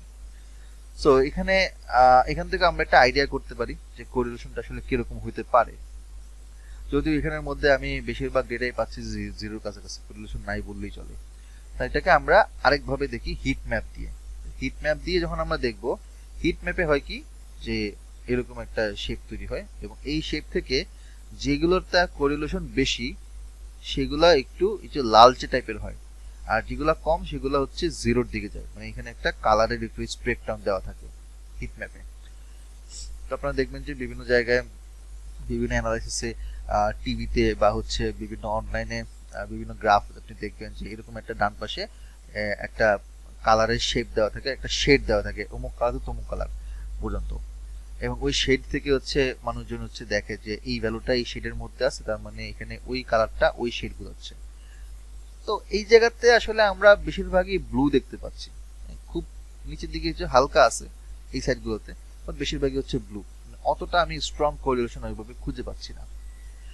এটা এমন না যে অন্যগুলোর ক্ষেত্রে সত্য হবে, অন্য ক্ষেত্রে হয়তো আমরা আরো ভালো স্ট্রং রিলেশনশিপ হয়তো বের করতে পারবো।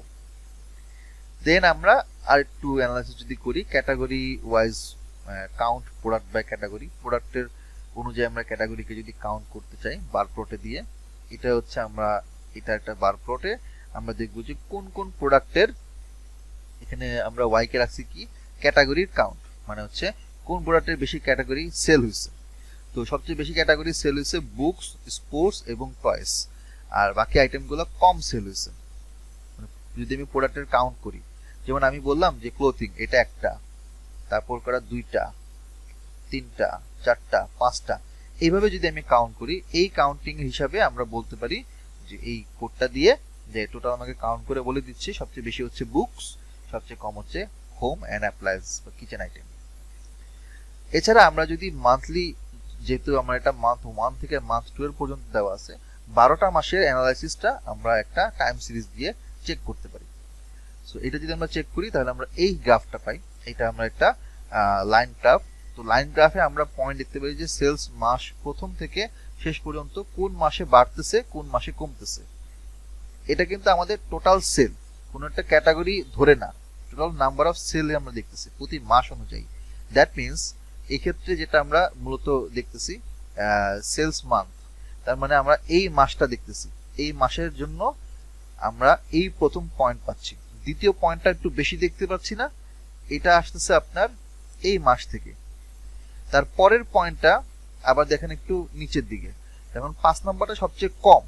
এখন আপনি যদি 5 নম্বরের মাস দিকে তাকান, 3, 4, 5, 5-এর ঘরে দেখবেন যে এখানের মধ্যে এই কলামের মধ্যে অনেক পরিমাণ ছোট ছোট ডেটা আছে, যেমন এই দেখেন 6 আছে, হ্যাঁ 14 আছে, কথা বুঝেন। দেখেন আপনি এখানের মধ্যে 98 আছে, যেখানে 3 ডিজিটের হওয়া ছিল 12 আছে। সো খুবই স্বাভাবিক, আমরা যদি এটাকে গ্রাফে সাজাই দেখবো যে সবচেয়ে কম। আবার পরের মাসগুলোতে বাড়ছে, আবার কমছে, আবার বাড়ছে, ধুম করে বাড়ছে 9 থেকে 10-এ। তো আমরা একটা প্রোগ্রেশন দেখতে পাই যে কোনো মাসে কম, 2 মাস পরে কমে আবার বাড়ে, আবার কমে আবার বাড়ে, এরকম একটা ট্রেন্ড দেখতে পাচ্ছি। এটা যে কোনো প্রোডাক্টের ক্ষেত্রে আমরা চাইলে এটাকে আরেকটু ভেঙে এই সেম ইয়াটাকে আমরা কোন একটা টোটাল সেল না বলে আমরা ক্যাটাগরি ধরে আমরা করতে পারি। আমি যেটা করি না এখানের মধ্যে, বাট এটা করা যায়। তখন আমার জন্য আরো ইজি হবে যে আচ্ছা প্রত্যেকটা ক্যাটাগরির জন্য যদি আমি মাস বাই মাস যদি দেখি তাহলে কেমন হয়। তাহলে আমার 7টা ক্যাটাগরি আছে, 7টা ক্যাটাগরির জন্য আমি 7টা ট্রেন্ড পাবো। আমি তখন বুঝতে পারবো যে কোন প্রোডাক্টটা আমার কোন মাসে আগের মাস থেকে পরের মাসে যাচ্ছে কিনা, তাহলে আমার রিগ্রেশনটা করতে ইজি হবে। এরপরে আমরা আরো কিছু পাই, যেমন হচ্ছে ফিচার রিলেশনশিপ। তো এখানে অনেক কিছু আছে, সবগুলো আসলে দেখতে গেলে অনেক সময় লাগবে। একটা আইডিয়া দেওয়া হলো আর কি আপনাদেরকে, যে আসলে আমরা অ্যানালাইসিসটা করি কেন, কিভাবে করি, এবং করার জন্য আমাদেরকে কি কি ধরনের মেথড বা টুল অথবা লাইব্রেরিগুলো আসলে ইউজ করতে হয়। তো এগুলা নিয়ে আমরা আরো হচ্ছে ওই ক্লাসের মধ্যে ডিসকাশন করবো। অনেক কিছু হতে আপনাদের কোডগুলো বুঝতে সমস্যা হচ্ছে, বাট এটা ওভার দ্য টাইম আস্তে আস্তে যখন ক্লাসগুলো হবে, শুরু থেকে আমি একদম বেসিক থেকে শুরু করব, একদম ফান্ডামেন্টাল মানে সিনট্যাক্স থেকে শুরু করব, লিস্ট, ডিকশনারি, এবং প্রথম একটা বা দুইটা ভিডিও আমি অলরেডি দিয়ে দিব। যারা এনরোল করতেছেন তাদেরকে আমি গুগল ক্লাসরুমে দিয়ে দিব, এখনো দেওয়া হয়নি। প্রথম এক দুইটা ভিডিও দেখলে আপনাদের একটা আইডিয়া হবে, মানে how to install spider. Spider করতে পারেন অর্ডিনেন্সের, আপনি অন্য প্ল্যাটফর্মে ইউজ করতে পারেন, আপনি গুগল কোল্যাব বা জুপিটার নোটবুকে ইউজ করতে পারেন, ইটস আপ টু ইউ, এখানে কোনো বাধা ধরার নিয়ম নাই। বাট সবগুলোতে পাইথনের সিনট্যাক্স, কোড, ফাংশন একই রকম। কিভাবে করতে হয়, প্রথম শুরুতে একটা ফাংশন কিভাবে লিখতে হয়, একটা লিস্ট, একটা ডিকশনারি কিভাবে তৈরি করতে হয়, ডেটা ফ্রেম কিভাবে তৈরি করতে হয়, এটার জন্য প্রথম দুইটা ক্লাসে আমি ভিডিও দিয়ে দিব, ওইটা আপনারা আস্তে আস্তে দেখা শুরু করবেন। তারপর আমি ওই প্রথম দুইটা ক্লাসের ভিডিওর একটা সামারি প্রথম ক্লাসে নিয়ে তারপর আমি পরের টপিকগুলোতে চলে যাব। তো এই ছিল মোটামুটি একটা বেসিক আইডিয়া যে একটা ইডি এর অ্যানালাইসিস আসলে কিরকম হয়। তারপরে আমাদের পরবর্তীতে তো রিগ্রেশন আসে, রিগ্রেশনের মধ্যে অনেক টাইপ আছে, এবং ওই রিগ্রেশন অ্যানালাইসিস করতে গেলে আবার কিছু স্ট্যাটিস্টিক্যাল কিছু টেস্ট করতে হয়, বা ওখানে আপনার যে পারফরমেন্স মেট্রিকগুলো আমাদের হিসাব করতে হয়, অ্যাজাম্পশনগুলো চেক করতে হয়, এখানে আরো অনেক বিষয় আছে। মানে শুধুমাত্র কোড লিখে গেলে কিন্তু হয় না, কোডটা আসলে কেন লিখতেছি মানে সেটা আসলে বোঝাটা জরুরি। তো এই ছিল মোটামুটি আজকে সেশন আর কি, আজকে খুব বেশি বড় করব না। আপনাদের যদি মানে কোনো কোশ্চেন থাকে করতে পারেন, অথবা ক্লাসটা কেমন লাগলো, কিরকম বুঝলেন, যদি কোনো ফিডব্যাক থাকে তাহলে বলতে পারেন, শুনি একটু আপনাদের কাছ থেকে। কেউ একজন শুরু করেন, শুনি একটু।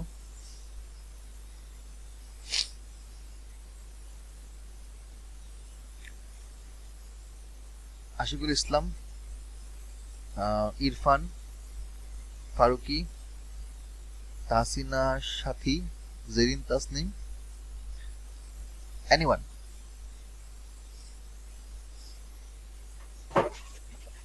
জি ভাইয়া, আমাদের এখানে যারা আসলে বেসিক লেভেলে মানে কিছু বেসিক আইডিয়া ছিল আর কি, তো আপনি যেহেতু অনেকগুলোই জিনিস দেখিয়েছেন, তো এগুলো আমার মনে হয় আমরা যখন, আপনি যেটা বললেন যে আমরা যখন রেগুলার ক্লাস গুলোতে মানে এনরোল হয়ে যখন ডেইলি ক্লাসগুলো অ্যাটেন্ড করব, তখন আপনি তো তখন ভেঙে ভেঙে জিনিসগুলো বুঝিয়ে দিবেন, তখন হয়তো আরো ডিটেল লেভেলে বোঝা যাবে আর কি। আজকে কিছু জিনিস হয়তো মাথার উপর দিয়ে গেছে, কিছু জিনিস হয়তো সামনের দিকে, প্রথম দিকে গুলো বেসিক জিনিসগুলো হয়তো কিছু বোঝা গেছে আর কি, শেষের দিকের হয়তো বা মাঝের দিকের গুলো হয়তো একটু মাথার উপর দিয়ে গেছে আর কি। আচ্ছা, তো আশা করি ক্লাস আপনাদের যখন মধ্যে, অ্যাটেন্ড করব হয়তো বুঝা যাবে। বুঝতে পারছি।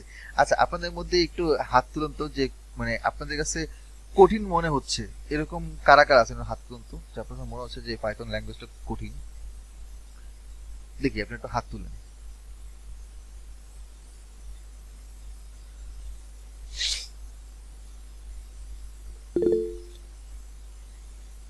আশিকুল এবং শিব প্রসাদ মিত্র দুজন বলছেন। তাহলে বাকিদের কাছে সহজ। তাহলে আমি বাকি যারা আছে, যেমন হাসান রিয়াজ, ইমরান, জেরিন, মাইনুল ইসলাম, আপনারা বলতেছেন তাহলে সহজ, ইজি।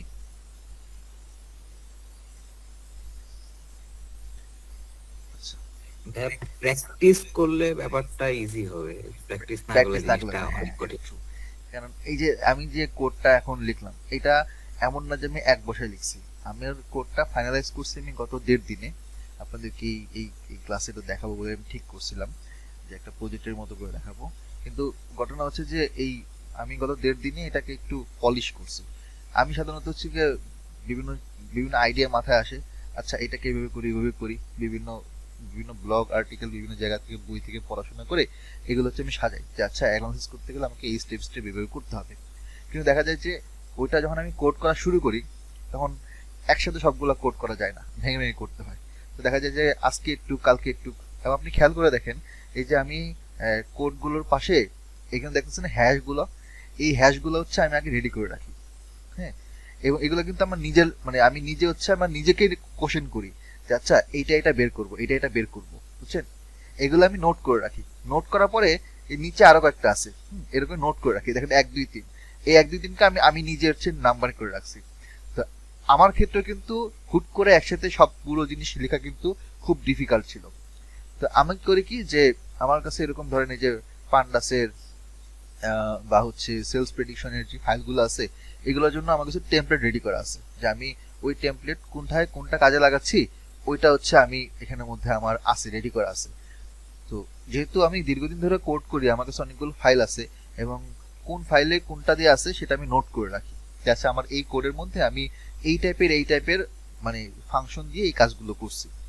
তো দেখা যায় যে যখন আমি একটা কোড লিখতে বসি তখন দেখা যায় যে আমার ওই 6-7টা যে আমার টেমপ্লেট আছে টেমপ্লেট নিয়ে বসতে হয়। তখন ওই টেমপ্লেট থেকে আমাকে দেখতে হয় যে এখান থেকে একটু ওখান থেকে একটু নিয়ে রিরাইট করে লিখতে হয় যে আচ্ছা এই ক্ষেত্রে এই ডেটার ক্ষেত্রে আমাকে এইভাবে সাজাতে হবে। হয়তো সেম কোড না, কোডের টেমপ্লেট। দেখেন কোডিং বিষয়টা কিন্তু অতটা কঠিন না। এখন কোড হচ্ছে আপনি কেউ নতুন করে ক্রিয়েট করে না, কোড হচ্ছে মানুষজন রিইউজ করে, রিইউজেবল কোড বলা হয় এটাকে। তো আপনি দেখবেন যে গিট হাবে বলেন, ক্যাগেলে বলেন, গুগলে বলেন, আপনি চ্যাট জিপিটিকে বলেন, আপনি বলুন দেখবেন এখানের মধ্যে কোডের স্যাম্পল আছে, কোডের টেমপ্লেট আছে। এখন বিষয়টা হচ্ছে যে কোড প্র্যাকটিস করাটা বা কোড লেখাটা আমার মনে হয় যে খুব একটা কঠিন কিছু না, কারণ কোড অ্যাভেলেবেল আছে। প্রবলেমটা কই জানেন, আমি এই কোডটা এই পার্টিকুলার ফাংশনটা অমুক ডেটা সেটের সাথে এই জায়গাতে কিভাবে ইন করতেছি, কিভাবে এটাকে আমি সাজাচ্ছি এবং কোনটার পর কোন স্টেপ সাজাচ্ছি সেটা ইম্পর্টেন্ট। আপনি দেখেন আমি কিন্তু ডেটা সেটটা ধরার পরে আমি একসাথে সবগুলোর উপর কিন্তু কাজ করিনি, আমি একটা একটা কলাম ধরে কাজ করছি, তারপরে তারপর 2টা কলাম দিয়ে কাজ করছি, তারপর 2টা কলাম থেকে 3টা কলামের দিকে চলে গেছি। মানে আমি ফার্স্টে ইউনিভেরিয়েট অ্যানালাইসিস করছি, ইউনিভেরিয়েট অ্যানালাইসিস করার পরে তারপর হচ্ছে বাইভেরিয়েটে গেছি, বাইভেরিয়েট থেকে যাওয়ার পরে তারপরে আমি গ্রুপ বাই ফাংশন দিয়ে আরেকটা কলামকে আমি এখানের মধ্যে মার্জ করছি।